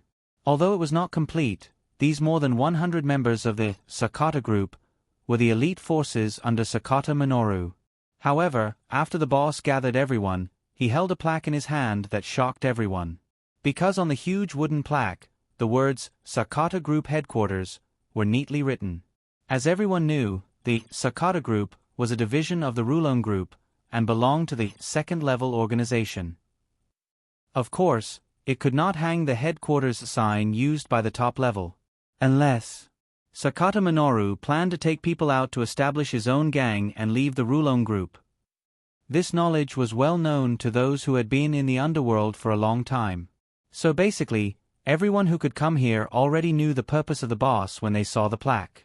No way, Sakata boss is really planning to leave the Rulon Group and start his own gang. When everyone realized this, the atmosphere in the room suddenly became very heavy. No one dared to breathe loudly for fear of igniting this strange atmosphere. After all, in the world of Extreme Dipper, establishing another gang was not a simple matter, and it could lead to serious bloody disputes at any moment. Everyone, I believe that when you see this plaque, you already understand.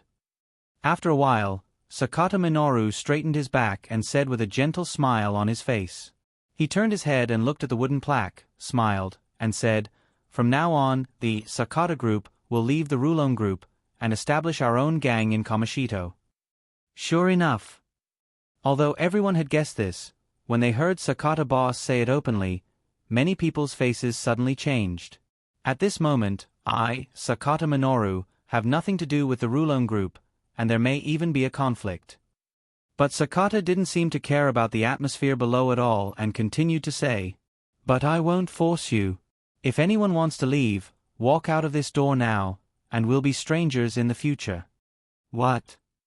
If you don't want to follow, you can leave now."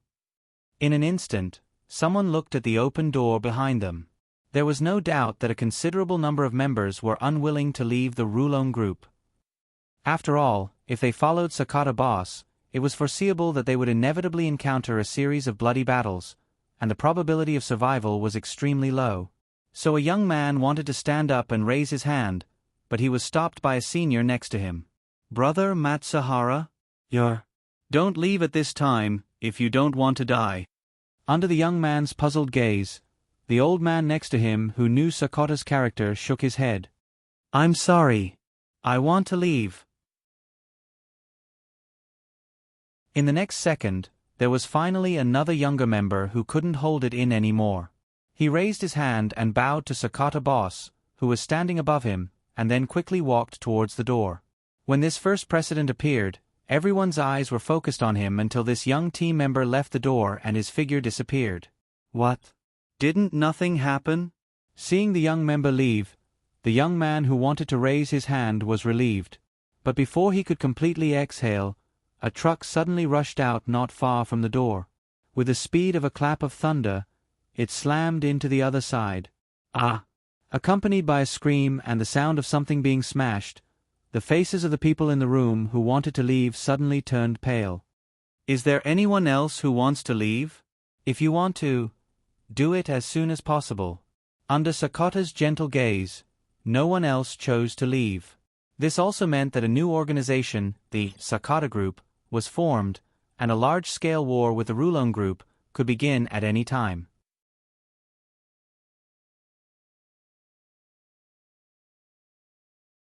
Chapter 31. In the evening of the same day, a storm was brewing in the Komodachi area, and the traffic on the street was much less than usual. Women who worked in nightclubs gathered in groups of 3 to 5, nervously and excitedly chatting about the latest news they just heard from their friends. Although the sound in by Ching Ji's pinball shop was still as noisy as before, the players who lingered in the shop would occasionally look out of the window, fearing that some uninvited guests would appear. Some of the more timid bars even directly closed their doors to avoid becoming a battlefield in the upcoming conflict. Indeed, the people who often came to the Komodachi area were very sensitive, and almost all of them had smelled the scent of blood that was about to sweep over. But this was also very normal. After all, the huge organization that controlled the entire street, the Rulon Group, had a split, and it was impossible for such a big matter not to be leaked. Now many people already knew that Sakata was planning to lead his men to prepare for independence, and Fujimoto's side would not give up. And as both sides continued to gather their forces, the tension of the imminent battle also stimulated everyone's nerves. Could they stop the outbreak of this battle? It was probably difficult. After all, Sakata had already done everything, and there was no turning back. Unless Sakata Minoru, who was preparing to establish his own faction, suddenly died before the battle began. In that case, they could naturally turn big things into small things, and small things into nothing. But Sakata also knew that many people were watching him, so the protection around him was also very tight.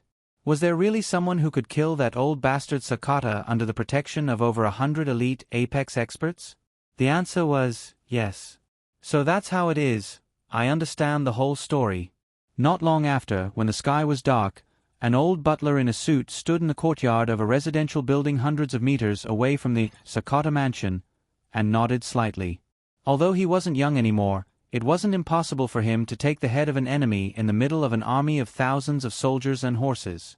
It just so happened that he owed Ryuto a request, so he called the old butler of Kanzai over. There may be many people in the world who could stop everything at this juncture, but Ryuto could only call this one person to help.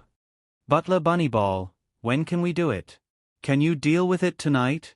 Similarly, in the backyard of the first floor of the residential building, Ryuto looked at the trustworthy figure and couldn't help but feel relieved. After all, the person beside Ryuto was the strongest helper in the game, Cat House Bunnyball. With this guy's help, Sakata Minoru would be nothing more than a fat pig waiting to be slaughtered. However, Rabbit Ball pondered for a moment before replying seriously, "I don't think we can do it tonight. We lack enough information, and the other party has too many guards around them.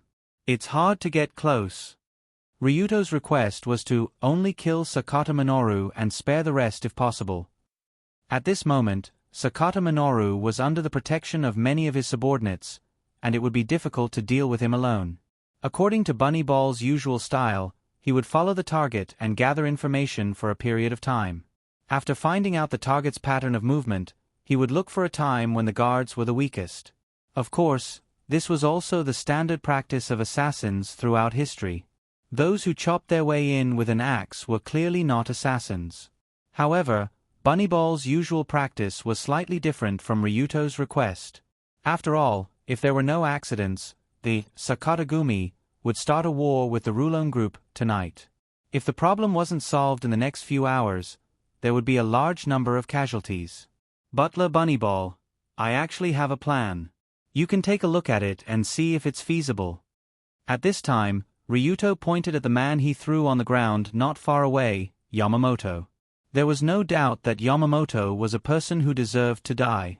Not only did he betray the Rulon group, but he also wanted to kill his own young master, Ryuto. No matter which crime it was enough for this guy to die 8 to 10 times. Although killing this guy would be satisfying for a while, the reality of the problem would not change. Therefore, instead of killing Yamamoto, Ryuto planned to use him to carry out a plan called Trojan Horse. The core element of this plan was to get Yamamoto to bring Ryudo and Rabimaru into the Sakata mansion under the guise of escaping on his own. Then, he would take the opportunity to approach Sakata and deliver a fatal blow. Although Sakata had many subordinates, there were only a few diehards, and most of them were just neutral.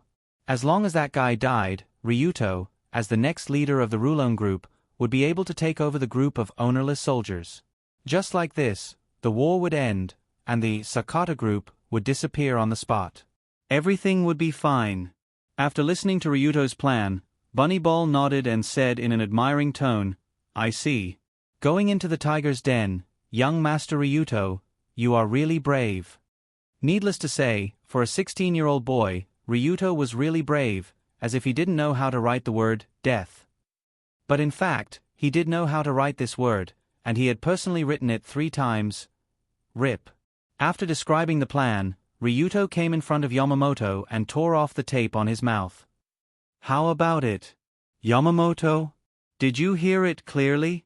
Do you want to do this job or not? If you can promise to let me go after it's over."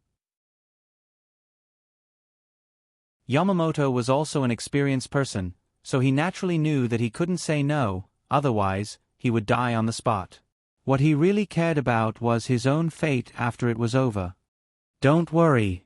Ryuto nodded and said to him seriously, "I swear on the reputation of the Rulon group leader, Kiryu Kazuma, that as long as you leave Komodachi after it's over, our Rulon group will never harm you." For Yamamoto, this was already a very generous condition, so he naturally had no reason to refuse. Even for those extreme Taoists who were known for their loyalty, their awareness was usually just a little bit bigger than their noses.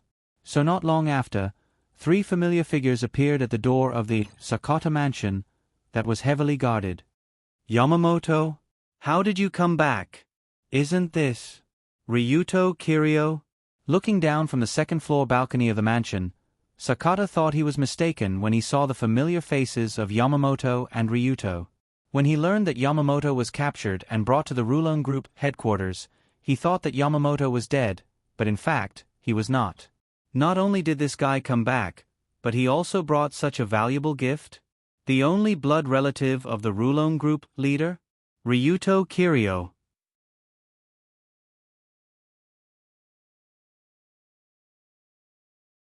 Chapter 32. The Sakata Mansion was another mansion that Sakata secretly purchased on the street of the Rulon Group headquarters. The mansion's courtyard was large, but it was already filled with people.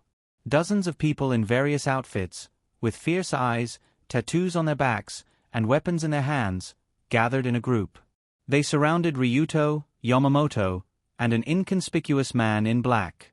The owner of the mansion, Sakata Minoru, stood on the second-floor balcony and looked down at the scene below.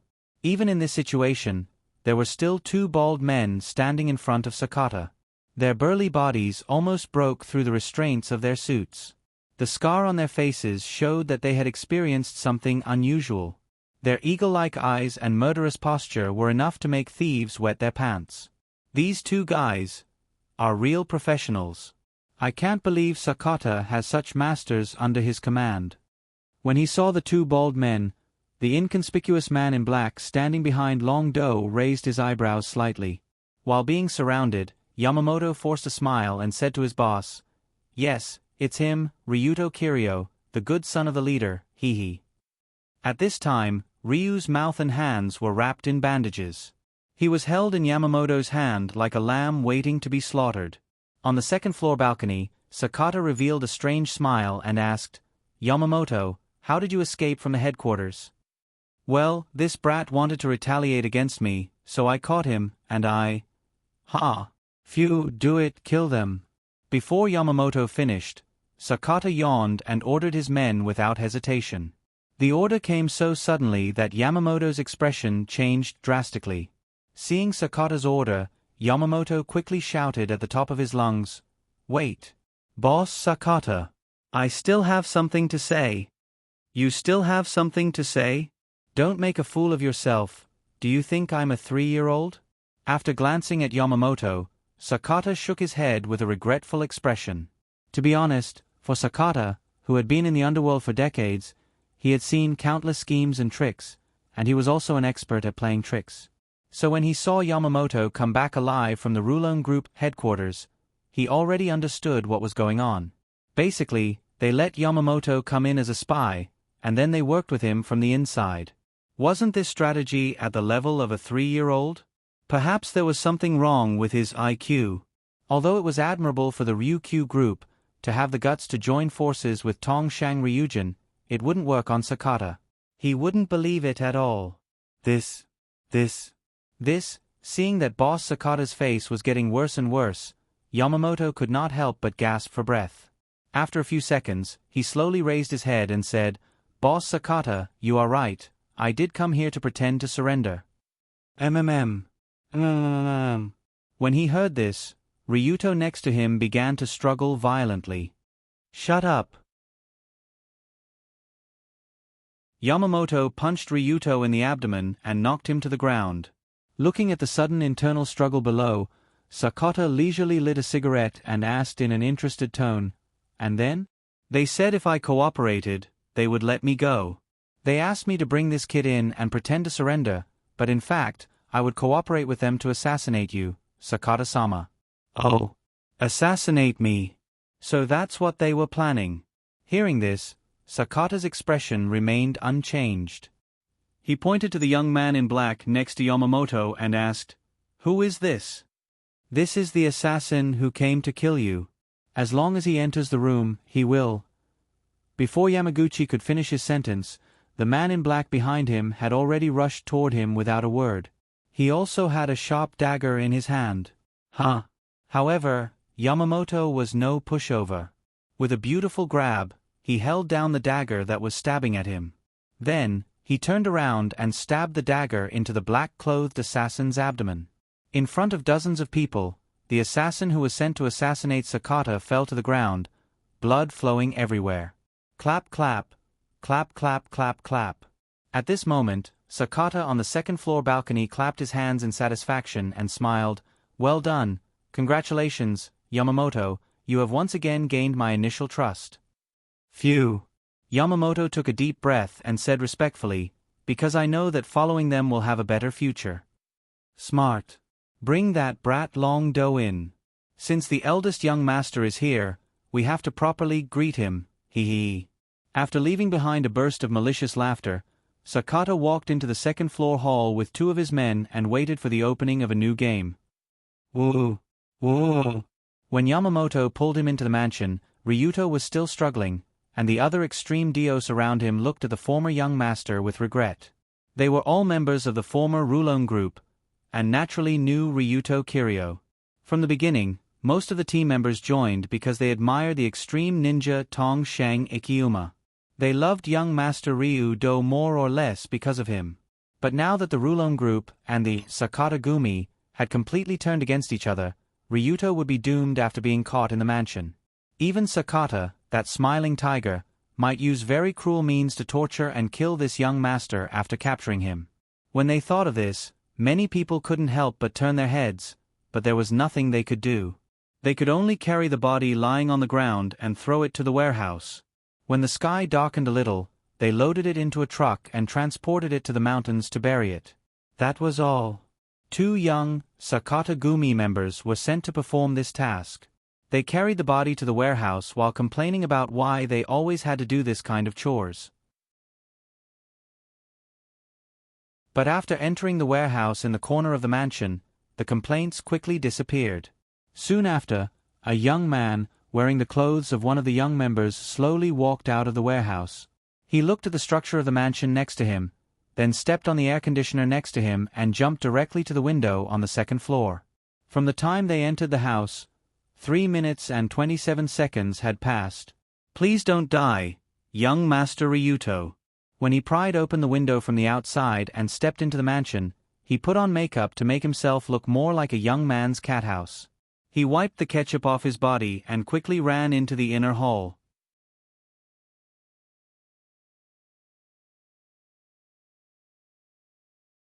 Chapter 33. When he was taken into the hall, Ryuto secretly revealed a happy smile, but the smile was covered by tape. As the specially modified steel door that was difficult to break open from the outside slowly closed, Ryuto appeared in front of a magnificent hall. The floor of the hall was as smooth as a mirror, and there were magnificent hanging lights above. There were also many expensive paintings and animal head specimens on the walls. In short, this was a mansion belonging to the nouveau riche. Although the owner of the mansion was rich, he didn't know how to use it properly and could only make a clumsy imitation. Young Master Ryuto, this is all I can help you with. You can do the rest yourself. Before handing Ryuto over to a few of Sakata's subordinates, Yamamoto whispered in Ryuto's ear. Indeed, Yamamoto was taken to another room and didn't follow him to the 2nd floor. It was clear that Sakata was still somewhat guarded against him. The plan was successful up to this point. Yamamoto's jumping left and right to change sides, and Rabimaru's failing to fight and getting killed, were all part of the plan. After all, Sakata was an old fox. If he didn't do this, it would be quite difficult to sneak in. The courtyard was full of people. But no matter what, Ryuto came in, and Rabimaru would soon sneak in. So when the 2 black-clothed Ji-Dao escorted him to the 2nd floor, Ryuto's mood was actually quite good. But he didn't notice that the young man on his left secretly put his left hand into his pocket as he went upstairs. Sorry. To repay the favor, I can only do this. The 3 of them walked to a corner on the 2nd floor. When they saw Sakata's study 100 meters away, a sudden change occurred. The young man on the left with a scar on his face, who looked quite fierce, raised a stun baton without hesitation and slammed it to the right. Poof! Before the black-clothed man on the right who was escorting Ryuto could react, he was already knocked down by the scar-faced man without even making a sound. What's going on? Internal strife? Ryuto was a little confused when he saw the 2 people who were escorting him suddenly start fighting. Young Master Ryuto, let's go quickly. Jump out of the window over there and climb over the wall to reach the street. You'll be safe then.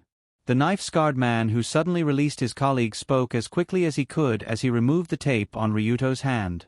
Ah, so that's how it is. Are they on my side?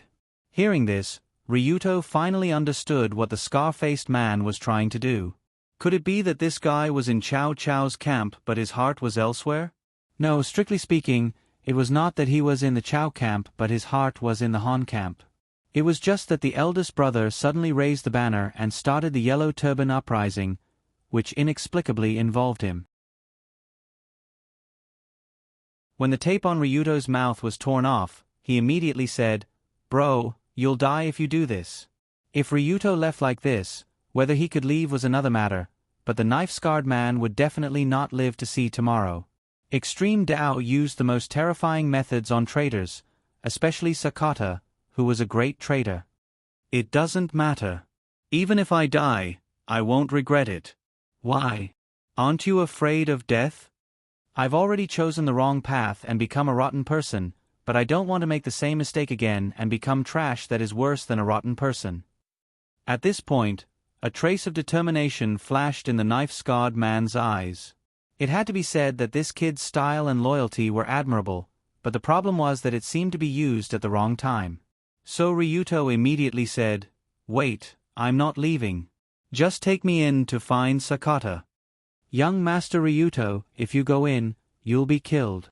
"Someone will be killed, but the person who will be killed won't be me." "This? Could it be? Young Master Ryuto is..." Suddenly, the knife-scarred man seemed to understand something. After all, he was also in the underworld, so he could understand in 1 or 2 sentences. At the same time, he seemed to see the back of the heavy mountain that blocked in front of him 5 years ago. It was a rainy night. The knife-scarred man had a falling out with his brothers in the firm and was chased all the way to Komishimachi. I'm dead. When he was surrounded by more than a dozen people, the knife-scarred man could not help but smile bitterly. However, the man who appeared from the dark street not far away saved him. "Who are you? How dare you meddle in our business? Get lost. Komishimachi is not a place you should set foot in." The man used a faint tone to speak imposing words, and his words were full of unquestionable meaning.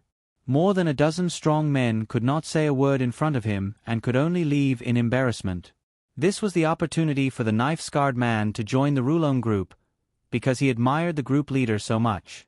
At that time, the group leader of the Rulon group exuded a strong aura, as if he did not think that he would die at all. At this time, the son of the dragon, young Master Ryuto, exuded an aura very similar to that of Kiryu Ikiuma, whom the knife-scarred man encountered at that time. Sure enough, like father, like son. It seems that he was not caught, but he planned to take the initiative to kill Sakata? After understanding this, the knife-scarred man immediately said, "I'm Narukai Otani. I'm willing to die for you. You really want to help? You may die. The path of a hero is death without life." Very good. It seems that this man is trustworthy. After sensing Otani's determination to face death with equanimity, Long Do reached out and patted him on the shoulder. Time passed by minute, and more than a minute had passed since Ryuto entered the mansion. More than a minute, walking from the first floor to the second floor and opening the door of the study should be enough. What's going on? Why haven't they come in yet? At the same time, Sakata, who had been waiting with a dumbbell in the spacious study for a long time, felt that something was wrong. So he said to the bodyguard number 1 beside him, "Go outside and see what Ryuto is doing." "Yes, I'm going." Boom. Before the bald bodyguard number 1 walked out, the door of the study was knocked open with a muffled noise. What? Sakata and the 2 bodyguards immediately looked over and happened to see the scene of Ryuto rolling and getting up from the ground.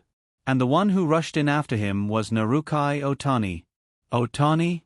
What the hell are you doing?" Sakata immediately frowned and asked when he saw this strange scene. "Sorry, Sakata boss. This kid just wanted to run and knocked out Yoshino." Yoshino was the black-clothed man who had just escorted Ryuto to the second floor with Otani. From Sakata's point of view, he could just see Yoshino's figure on the ground. "Brat, you dare to resist? I'll knock out your teeth one by one." After taking a look at Ryudo, Sakata walked over with a special long dumbbell that weighed 15 kilograms.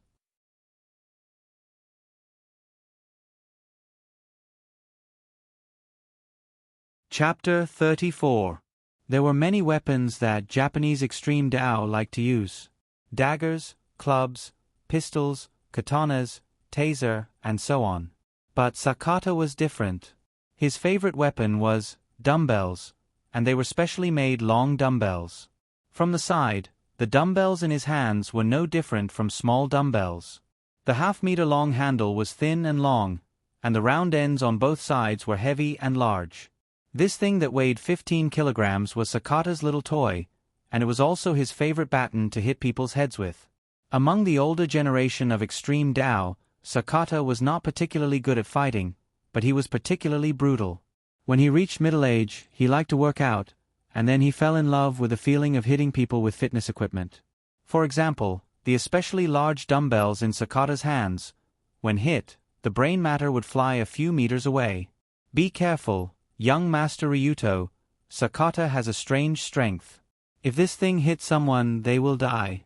Seeing Sakata pick up the dumbbells and walk toward Ryuto, although Otani retreated to the side, he still watched nervously. Although he had entered the study, he could not act rashly. After all, the two bodyguards behind him were still watching his every move. If Otani made a move, he would probably die on the spot. Damn it, he still doesn't treat people as people, but as if he was looking at his prey.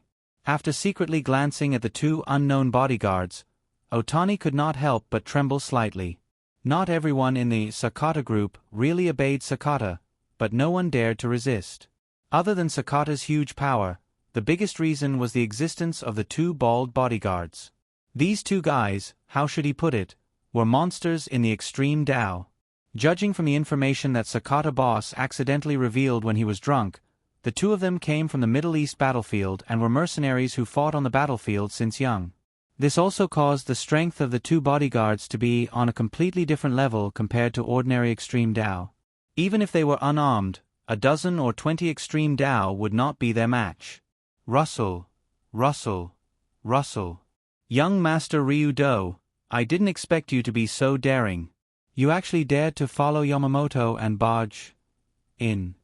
When Sakata came to Ryuto's side, he raised the dumbbells in his hands as he spoke, and when he said the last two words, he suddenly swung the dumbbells down.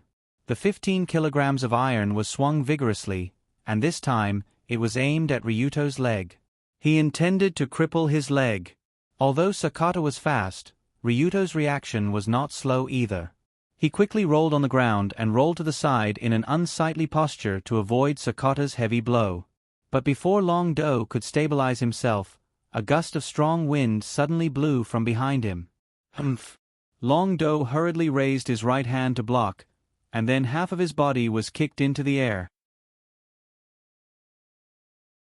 The one who attacked from behind was naturally one of Sakata's two bodyguards. The slightly shorter bodyguard dodged quickly like a ghost, and his right leg swept towards Ryuto's neck like a whip. The speed of the kick was completely at the level of a professional grandmaster of combat, and the position of the kick was also quite lethal. What a heavy kick! But he could still withstand it. The moment he was kicked, Ryuto felt like he was hit by a motorcycle, but his tough and powerful arms were only slightly red and swollen, not completely broken. After all, in terms of physical condition, Ryuto's physical attributes were also at the professional level. In fact, there was not much difference between him and the two mercenaries, although the difference in actual combat experience and combat skills was like heaven and earth. You actually dared to dodge, how naughty.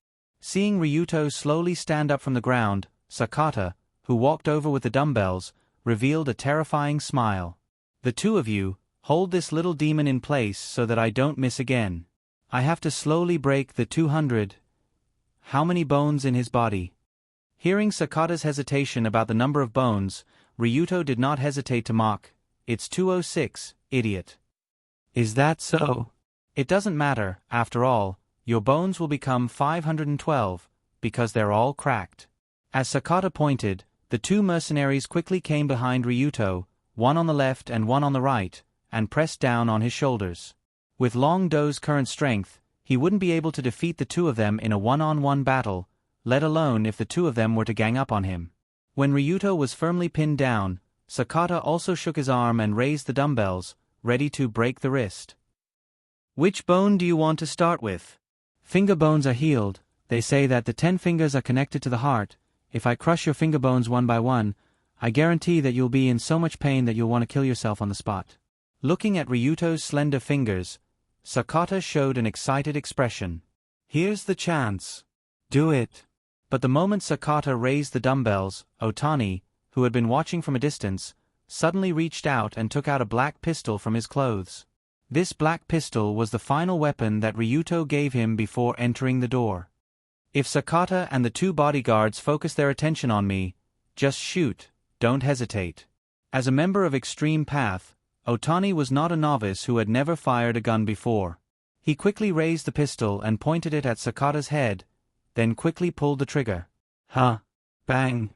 But the moment Otani pulled the trigger, a gunshot sounded in advance.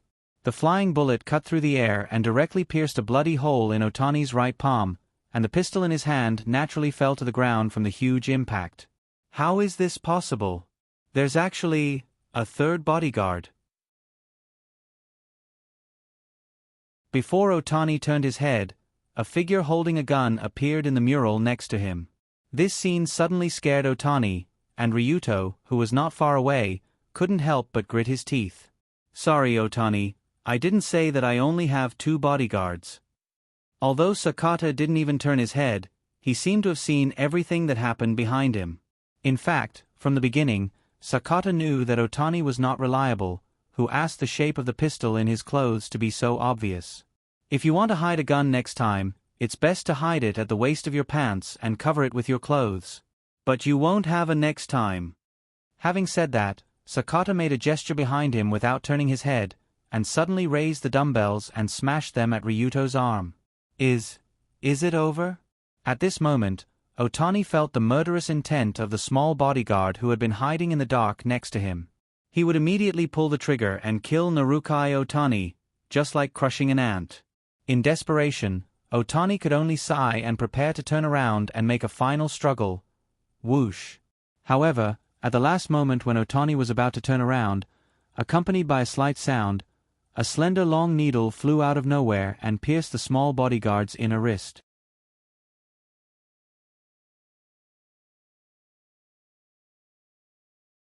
Chapter 35. The momentum of this long needle was truly untraceable. It wasn't until the short bodyguard pulled the trigger and realized that he couldn't exert any force with his fingers that he realized he had been hit. My fingers can't move? In an instant, the short bodyguard lowered his head and looked at his right wrist. He looked at the long needle inserted into the acupoint. However, how could Otani, who was not far away, let go of this heaven-sent opportunity? He let out a tiger-like howl, quickly pounced over, and punched the short bodyguard in the chin. This punch could be said to be quite standard, and the position of the punch was completely correct. With a single punch, the unlucky bodyguard felt as if the world had turned upside down. His entire body fell limply to the ground. This was a hidden weapon. When he noticed the strange movement over there, one of the bodyguards holding down Ryuto immediately let go of him, but kicked out the Sakata boss who had raised the dumbbell in front of him. What? Sakata was prepared to smash Ryuto's bones with his hammer, but he did not expect to be kicked by his own bodyguard. However, the moment he was kicked out, he understood the reason. That was because a long needle was flying towards Sakata's throat. After losing its target, it stuck into the wall not far away. The flying needle pierced into the wall. What kind of terrifying strength was this? Who were they? Who's outside? For a moment, everyone's eyes unconsciously looked towards the corridor outside the broken door. The one standing there was a very young man in black clothes. Although this black-clothed man was young, in the eyes of the 2 mercenary bodyguards who had experienced life and death situations, he was as terrifying as a demon from hell. Even the other mercenary who was fighting the dragon couldn't help but tense up when he saw this uninvited guest who suddenly barged into the battle. This guy is not simple. He must have experienced countless battles. But before he could finish his thoughts, a fist landed on his abdomen. The huge force passed through his thick muscles and acted on his internal organs, causing the mercenary to squat down. Do you think I'm dead? It's fine if you just look over there without looking at me. It was Ryuto Kiryu who seized this opportunity to make a move. He did not look at the person in the corridor. After all, he already knew who that person was. After fiercely punching the mercenary beside him, Ryuto quickly broke free from the hand that was pressed down. He turned his head and grabbed the mercenary's head and pressed it down. At the same time, Long Do's right knee also quickly went up. He was actually planning to give this old man a head-pressing knee strike. If this hit were to land, not to mention his face, even his head would be smashed into smithereens. However, this mercenary was still a professional. At the last moment, he reached out his hand to block his face, and was only hit with dizziness. You really came at the right time. Are you doing this on purpose? After casually kicking the mercenary away, Ryuto quickly retreated to Otani's side and picked up the gun dropped by the short bodyguard on the ground. I didn't do it on purpose. It's just that the guys outside were a little slow and didn't immediately carry me into the warehouse. The person who suddenly entered the battlefield was naturally Ryuto's biggest reliance, guardian ninja, Tomoya Bunkamaru. After he pretended to be dead and sneaked into the mansion, he quickly knocked out the scattered enemies on the first floor and used a heavy object to block the door from the inside. If one walked to the window, it was not difficult to hear some noise coming from outside. After all, there were several gunshots from the study on the second floor. It was impossible for the nearly 100 Sakata Gumi members to not notice. Unfortunately, Sakata deliberately designed his door to be a steel door for fear of being attacked. Even a car might not be able to break it open. So when Bunkamaru blocked the door from the inside and came to the study, everything was over. Ryuto had a gun in his hand, and Bunkamaru had a needle in his hand. With just Sakata and his 2 mercenary bodyguards, there was no way they could survive in this situation. In fact, only 3 minutes later, Sakata fell to the ground, gasping for breath. The 2 mercenaries who were used as amulets collapsed on the ground, and a black muzzle was pointed at Sakata's head. It's over. It's all over. Sakata would never have dreamed that his idea of dragging Ryudo in to torture him to death would end up being a death sentence. Well done. I have to say, I underestimated you. When Sakata knew he was about to die, he took out a pipe from his pocket and took a deep puff. The pipe was not lit, so naturally, no smoke came out. But Sakata didn't seem to care. Ryuto pointed the gun at Sakata's head, his eyes were like torches, and asked sternly, "Before I kill you, I want to ask a question. Why did I betray the Rulon group? Yes, the leader treated you well. Why did you betray him? Probably because the leader is too good." What? Ryuto looked surprised, as if he didn't expect such a strange answer. In our line of work, it's rare to see someone as perfect as the leader. When Sakata mentioned the man, he couldn't help but bite the pipe. The leader is strong, handsome, and has the temperament of a leader and a heart of justice. He is a true hero, and no one in the industry doesn't admire him. Then why did you do it? When you saw the statue of God, did you try to push it down? I did, and not every time. Sakata suddenly laughed, and at the same time he bit down harder on the pipe, so hard that it made a crunching sound. It was precisely because Kurosei Kazuma was too perfect that Sakata wanted to destroy him, or rather, destroy the foundation he had worked so hard for. Is this strange malice out of jealousy? Or something else? Even Sakata didn't know. For a long time, Sakata didn't tell anyone about his thoughts until he met that man. Since birth, humans were the amalgamation of countless malice.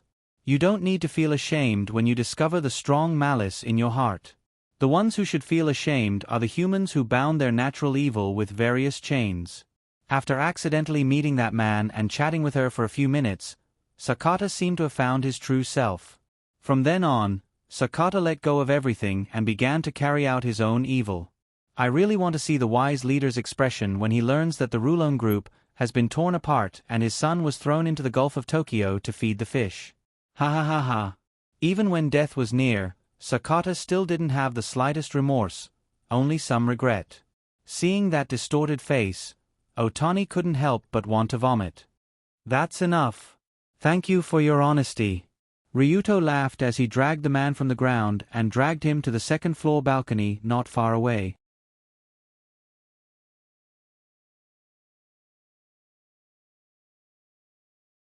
Chapter 36. As for Sakata, Ryuto didn't need to think much to know why he became like this. The reason was simple. Half of it was because of the malice in his heart, and the other half was because he met Tenmu Ayam.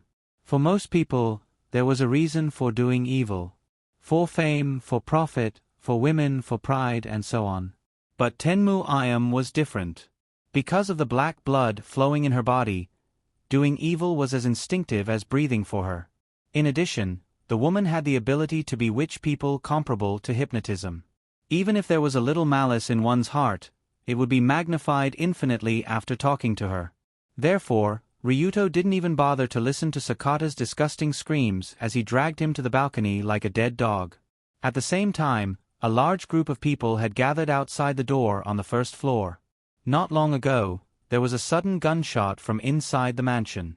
Therefore, this group of experienced Extreme Dao members immediately wanted to break in, but they couldn't find a way. No. The door can't be pried open or smashed open. What about the back door? It's the same for the back door. It seems to be blocked by something from the inside. The ladder hasn't been brought over yet. Hurry up! Under the obstruction of the thick door Sakata made, the group of Extreme Dao members scratched their heads anxiously, but they could only anxiously look at the door. But just as they were waiting for someone to bring the ladder to the second floor, a familiar figure suddenly appeared on the balcony facing the door. Hey! Look!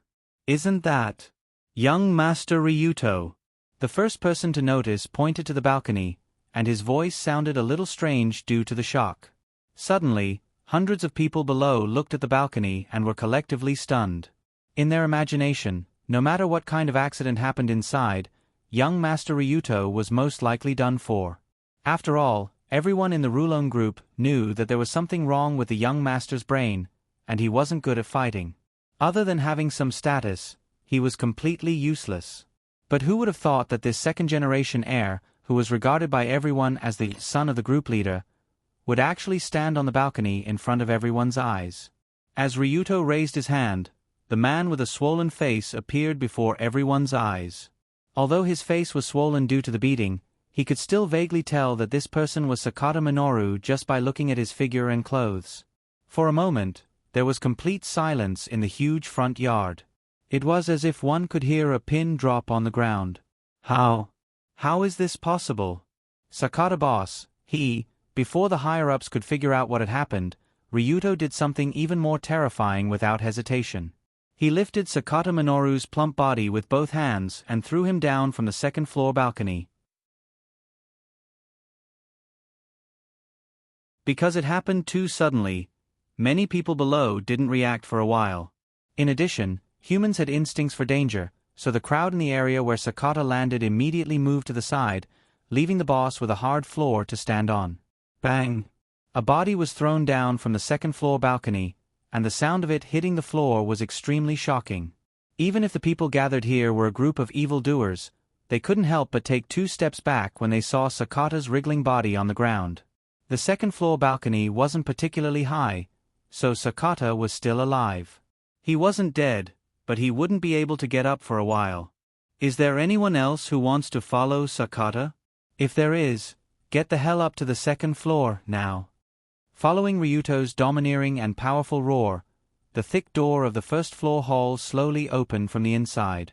The ones who opened the door were Narukai Otani, whose hands were still bleeding, and Maoya Matsuri. Just the two of them faced hundreds of pairs of eyes outside. But even when the door opened, the crowd outside didn't dare to take half a step inside. Nonsense, who would dare to go up to the second floor at this time? Didn't they see Sakata boss being thrown down? The Sakata group was just formed today, and because they were about to fight the Rulon group, they were in a state of panic.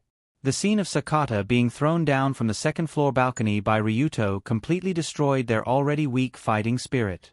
Seeing that the hundreds of people below didn't dare to make any moves, Ryudo took advantage of the situation and said, "Everyone, you were only bewitched by Sakata and forced to leave the dragon group, right?"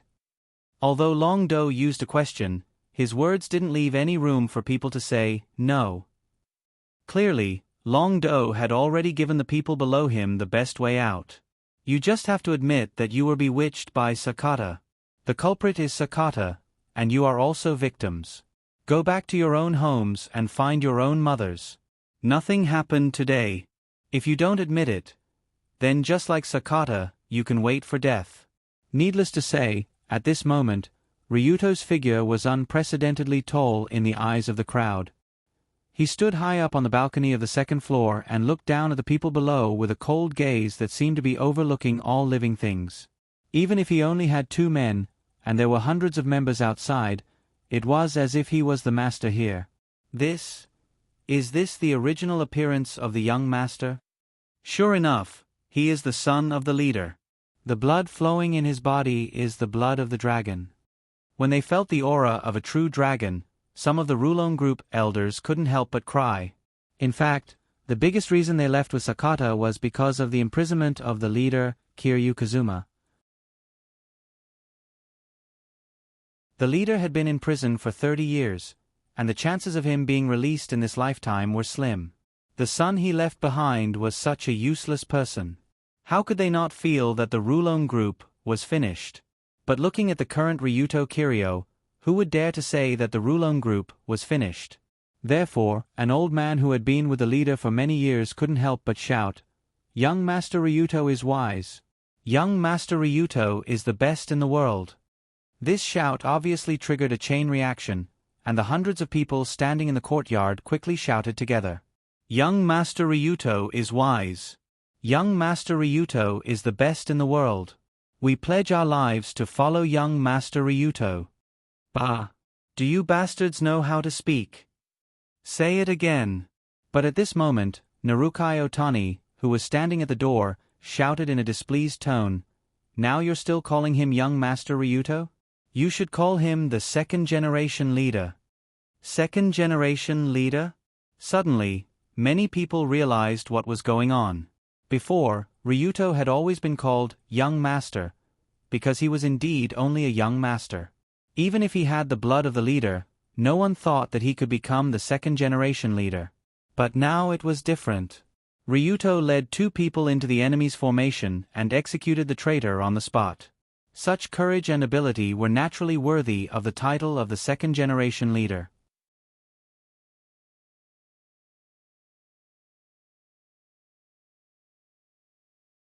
Chapter 37. After being reminded by Narukai Otani, many people immediately reacted. Originally, after Hitoshi was confirmed to be in prison for a long time, the Rulon group should have chosen the second-generation leader a long time ago. However, at that time, Ryuto was still a good-for-nothing and could not be entrusted with important tasks.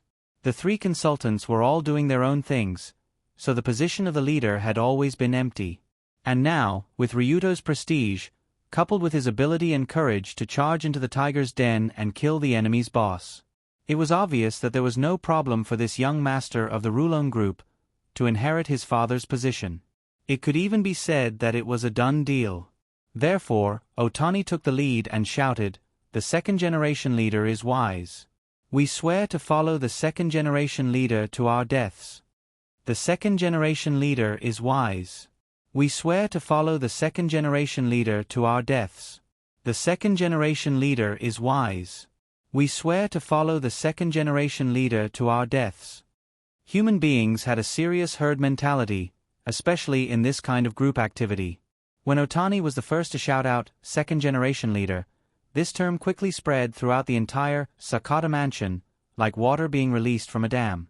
Looking at the group of people who were originally his enemies shouting his name crazily, Ryuto, who was standing on the balcony looking down at everyone, could not help but feel a strong sense of accomplishment. "This feeling is great. Humph." The corners of his mouth curled up slightly. He wanted to show a dignified smile, but when it reached his mouth, it turned into a terrifying arc that was a combination of cruelty and hatred. Because of the previous conflict, Ryuto's body was more or less stained with blood. This blood, coupled with his cruel and hateful smile, under the dim light of the night, made him look like a demon god descending to the mortal world. *T, the second-generation leader's smile doesn't seem very friendly. Are we not shouting loudly enough? When they saw Ryuto's expression, the group of people below shouted even louder. Even if their throats were hoarse and their vocal cords were damaged, they did not care. This kind of performance directly led to the booming business of the throat department in the Kamashido area the next day. It was just that groups of extreme men lined up to see a doctor, which more or less scared the doctor. After a few minutes of shouting, Ryuto slowly stretched out his hand and signaled everyone below to be quiet. When he stretched out his hand, it gave off a feeling of power. He was not angry, but he was even more powerful when he was angry. "Brother Itama, how are you in prison? Your son has grown up now, and he's becoming more and more like you."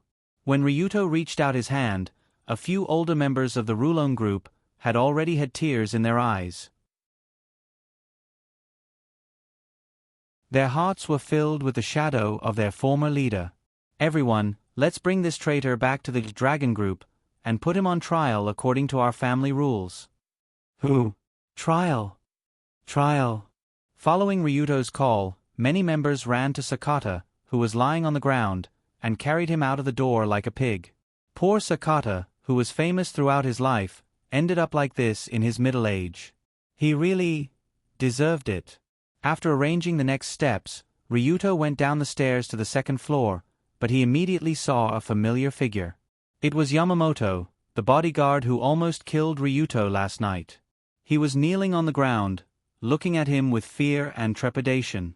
Yamamoto never dreamed that in just one day, Ryuto Kiryu would do something so earth-shattering. But no matter what, he could only hope that Ryuto would keep his promise and let him go. Second generation leader, get out, and don't appear in front of me again. I will never retaliate against you through any means." Before Yamamoto finished his trembling words, Ryuto had already walked toward the door without looking back. A promise is a promise. If he said he would let Yamamoto go, he must let Yamamoto go. Otherwise, wouldn't he be a scumbag? Second generation leader, is it really okay to let him go like this? Why don't I go and quietly? Looking at Yamamoto's back as he left happily, Otani, who was walking over, whispered to Ryudo. Then, he made a gotcha gesture. Indeed, Yamamoto can be said to have committed a heinous crime, and he knows a lot about Ryuto. Keeping him alive will always be a problem. However, Ryuto shook his head and smiled. "It's okay, don't worry about Yamamoto, someone will help us solve it." "What? Someone will?" Well, as expected of the second generation leader, it seems that he already expected this. When Ryuto walked out of the door amidst the tsunami-like cheers, Otani also looked at the man who was younger than him with reverence. Not long after, the jubilant team at the Sakata mansion also walked onto the street and walked toward the Rulon Group headquarters at the other end of the street. At the same time, Yamamoto was running desperately in the dark alley. Although he looked somewhat embarrassed, Yamamoto's eyes were full of smiles. He actually really let me go. Long Do, that little brat, is really too inexperienced." After leaving the mansion, Yamamoto ran all the way to the headquarters of the Heavenly Eye Group. He couldn't wait to report what he knew to Ayam-sama, including Ryuto's changes, the cat house that appeared around him, and so on. And he also believed that he would definitely be rewarded and protected by Ayam-sama with this information. In this case, it would be easy to turn things around. Zing! Just as Yamamoto was happily thinking about the content of the report, there was a sudden tremor in the air. Then, the man only felt a pain in his heart, and his whole body fell to the ground uncontrollably. It can't be, right? Until his consciousness disappeared, Yamamoto didn't understand how he died. But at the last moment, he seemed to vaguely see a flash of silver-white hair, and everything was over. Tenmu was Ayam's lackey, so there was no value in living. After killing Yamamoto and rushing back to the Kamishiro courtyard, the figure of the cat house with rabbit balls was like an old owl under the night sky. What a cunning young master! No, it should be the cunning second-generation head. On the way back, Rabbit Ball couldn't help but shake his head. He more or less felt like he was used as a tool. Ryuto deliberately let Yamamoto go because he knew from the beginning that Rabbit Ball wouldn't let Yamamoto go back alive. After all, Yamamoto saw Rabbit Ball's face and knew that Rabbit Ball was in cahoots with Ryuto. He couldn't let him go back and report to Ayam. Such a young man actually likes miscolored glaze. I don't know if it's a blessing or a curse for Kamiyoshi. Sigh. With a sigh, Rabbit Ball's figure gradually disappeared. But the night in Kamishiro had just begun.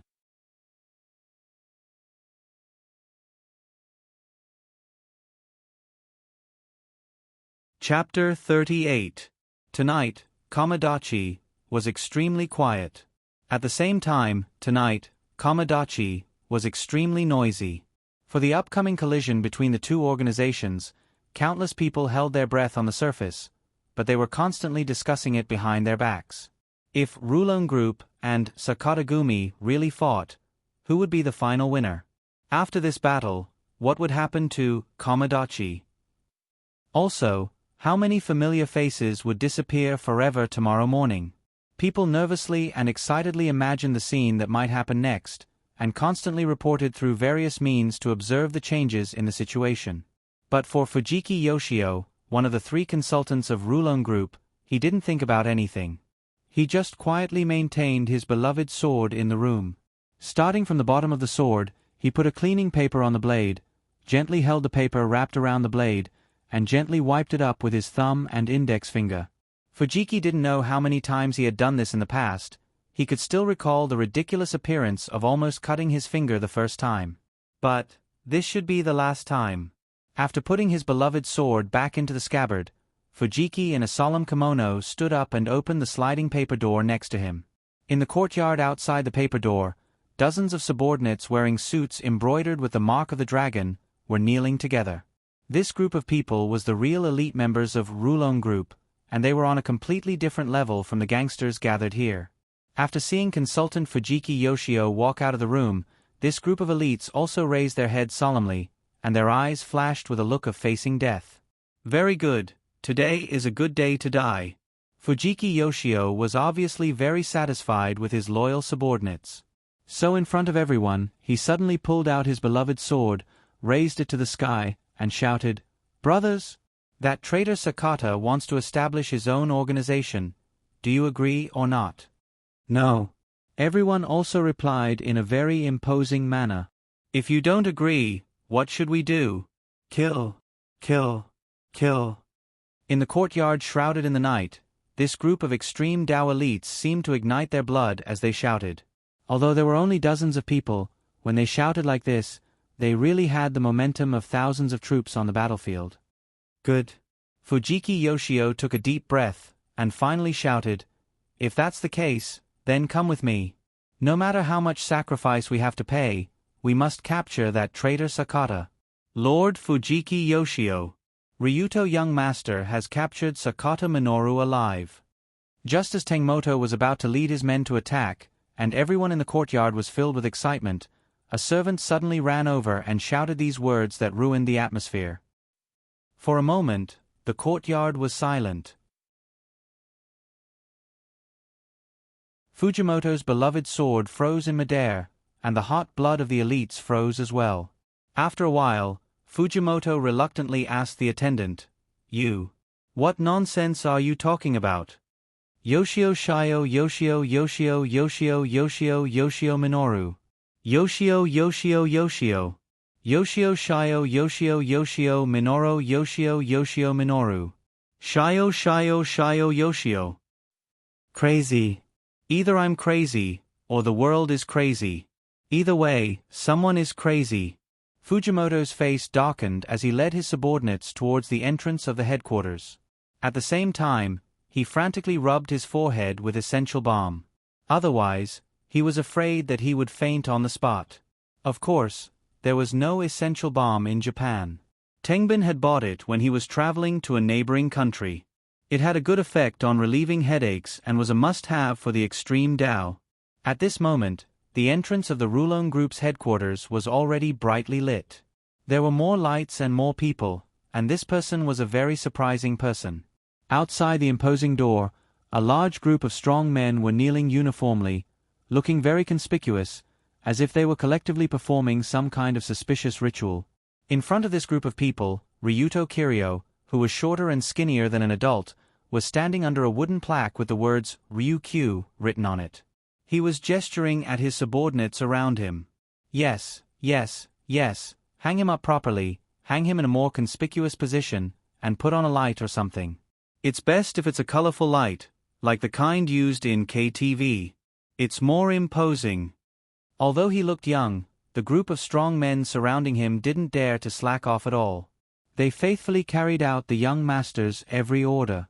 But Ryuto's order at this time. It was quite punk. When Fujimoto rushed over with his men, he just happened to see Sakata's bruised body being hung up like a pig. Until now, Sakata was still alive, and his life was not in danger. Although he was wearing a cloth that barely covered his private parts, and his hands were tied with a rope and hung at the entrance of the Rulon Group's headquarters, Sakata really wanted to find someone to shoot him. It was too shameful, too shameful. Unlike other extreme dodo, Ryuto did not execute Sakata after catching him. Instead, he did something even more outrageous. Under Ryuto's arrangement, Sakata was hung up, and the spotlights below also shone on him from all directions. The spotlights were in various colors: red, green, blue, and white. It looked particularly festive, and it was even more festive when paired with Sakata's crazily twisting fat body. "Young Master Ryuto, what are you doing?" Fujimoto asked when he came to Ryuto, who was about to get some sound equipment to play "Good Day" around Sakata. His hands were constantly rubbing essential balm. Now, essential balm was equivalent to Fujimoto's heart medicine. 1 milliliter less would cause him to faint on the spot. After all, the scene in front of him was too exciting. Longdo laughed lightly. "It's nothing. I just went to Sakata's place and found out that the brothers were just deceived by him, so I kidnapped this guy and brought him back." The extreme dodo young master's words were quite casual, but of course, anyone with a brain bigger than a pine nut would not believe it. But when he saw the young master's confident and domineering appearance, Fujimoto could not help but take a deep breath. In Fujimoto's view, the current Ryuto gave off the feeling of a fish leaping over the Dragon Gate. He was completely different from the previous playboy who caused trouble every day. Could it be the leader and I were wrong? The young master should not waste his talent, but should continue on the path of extreme dodo? Fujimoto did not say anything that night. He just took out the good wine that he had kept for more than a decade and drank until he was dead drunk.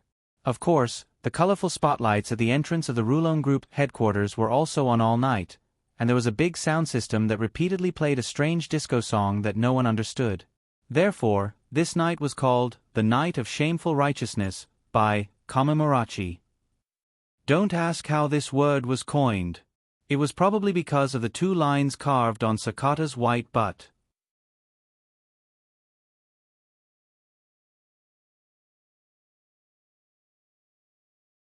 Chapter 39. A lot of things happened that night. For example, Ryuto finally registered his name on the Rulon Group, as he wished, and became a glorious rogue. For example, the Rulon Group and the Sakata Group once again merged into one, and 99% of the group members returned. For example, the entire Komodachi knew about Ryuto Kiryo's mighty deeds, and even almost regarded him as a god descending to the mortal world. That's right, he was almost regarded as a god descending to the mortal world, or he was almost praised as a god descending to the mortal world. In the middle of the night, the group of men had originally planned to fight the last fight of their lives, but who would have thought that they would be muddle-headedly watching the ultimate drama of eldest young master single-handedly capturing the traitors as if they were taking something from his pocket. Therefore, this group of Rulon Group members who were excited occupied almost the entire Komodachi, like a tornado. This feeling was like the cafeteria door that had just rung when the bell rang. They walked on the street with their chests puffed out, holding a variety of drinks in their hands, and bragging about their young master's miracles to everyone they saw. In life, it was normal to drink a little and brag, not to mention that this was not completely bragging. After all, Ryuto almost single-handedly stopped the war and also resolved a rebellion. This achievement was real, and in their view, it was not an exaggeration to boast about it. What's more, there were two members who were more eloquent and learned a little bit of man-kai, Japanese crosstalk. They even built a shed and performed in front of the Komodachi entrance. The crosstalk they performed was called Extreme Secret Book, Records of Ryuto Kiryo Yoshiyuki. Hey! When young Master Ryuto rushed into the enemy's formation, he shouted, "Old thief! Do you dare to fight me to the death?" Thousands of people around were shocked by the thunderous roar, and they didn't dare to move at all. They even wanted to kneel on the spot. Amazing. And then, That old scoundrel Sakata saw that the situation was bad and turned to run. Young Master Ryuto carried a large flag on his back and chased after him. When the old scoundrel saw young Master chasing after him, he was scared out of his wits. Helpless, he was stopped and could only brace himself for battle. What an old thief! The funny guy suddenly raised his voice. He's wearing bulletproof armor, holding a heavy machine gun, and carrying almost 10 bombs around his waist. He's armed to the teeth. He's an American warrior that's been trained with money. Shameless. Fuck America. But young Master Ryuto didn't panic at all. He pounced forward like lightning to dodge the machine gun's barrage and kicked the bulletproof armor into pieces. He held the old thief down and gave him a good beating. He beat that old man until he was dizzy, blood spurted out, his eyes cracked, and yellow and red blood flowed all over the ground. Yay! After listening to the story, the surrounding gangsters and passers-by couldn't help but applaud. They all paid their respects to the brave, wise, affectionate, and righteous young master of the Dragon Group.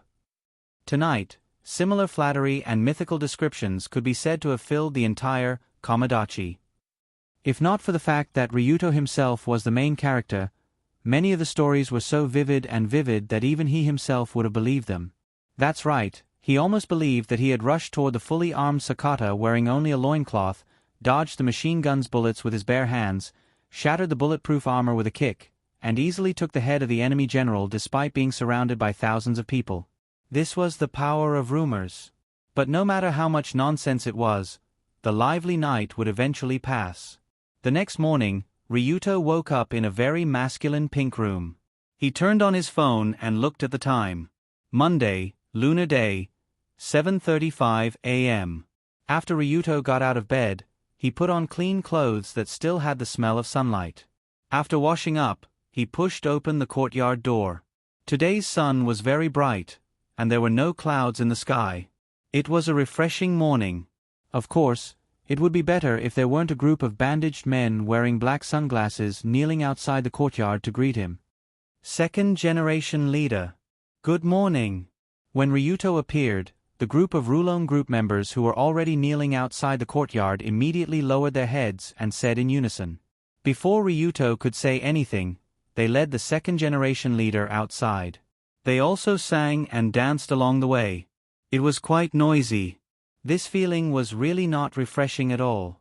In Ryuto's view, this strange situation was like being surrounded by a group of greasy sumo men early in the morning. One by one, they rubbed their greasy bodies against Ryuto. Outside the Rulon Group headquarters, there was already an exclusive car waiting for him. The driver was Narukai Otani. He was promoted to Ryuto's assistant last night due to his achievement of changing sides early. Second-generation leader. I wish you good luck. Huh? The group of members sent Ryuto to the car. For some reason, they acted like, the wind is blowing and the water is cold. Some were even moved to tears. However, Ryuto left early in the morning. It was actually just to go to school. Yes, that's school. Today is Monday. I, Ryuto Kiryu, am a student of Dori First High School, so going to school is normal. But because of last night's heroic deed, Ryuto's body was covered with a layer of holy light. Therefore, it led to such a grand school ceremony. Phew. Actually, I just want to go to school peacefully. Sitting in the car all the way from the Shinmarachi area to the port area, Ryuto looked at the scenery outside the window. He didn't know how to describe his complicated feelings. Ryuto's Dori First High School was located in the center of the Tokyo port area. It was the most famous high school in the city. The teachers in this school were strong. There were even a lot of people who were born in rich and famous families. In the future, they would bear the fate of the country. Of course, Ryuto Kiryu was not included. After all, this young Master Kyoto couldn't even recognize the 26 English letters. He was an existence between illiteracy and idiocy. The reason why Ryuto was able to enter this high school was mainly because of his father's favor. It was said that the principal of Dori First High School, had a dispute with Kyoto at a nightclub. His head was almost smashed on the spot. In the end, it was Kazuma who passed by that saved him. As the car slowly moved forward, there were more men and women in uniforms on the surrounding streets. When he saw the familiar uniforms and streets, Ryuto couldn't help but show a happy, arrogant smile. In Red Photo Album 2, No Survivors, Dori First High School was the main game location. At least 60% of the events happened in the school. The most important thing was that 2 of the 3 heroines went to school here.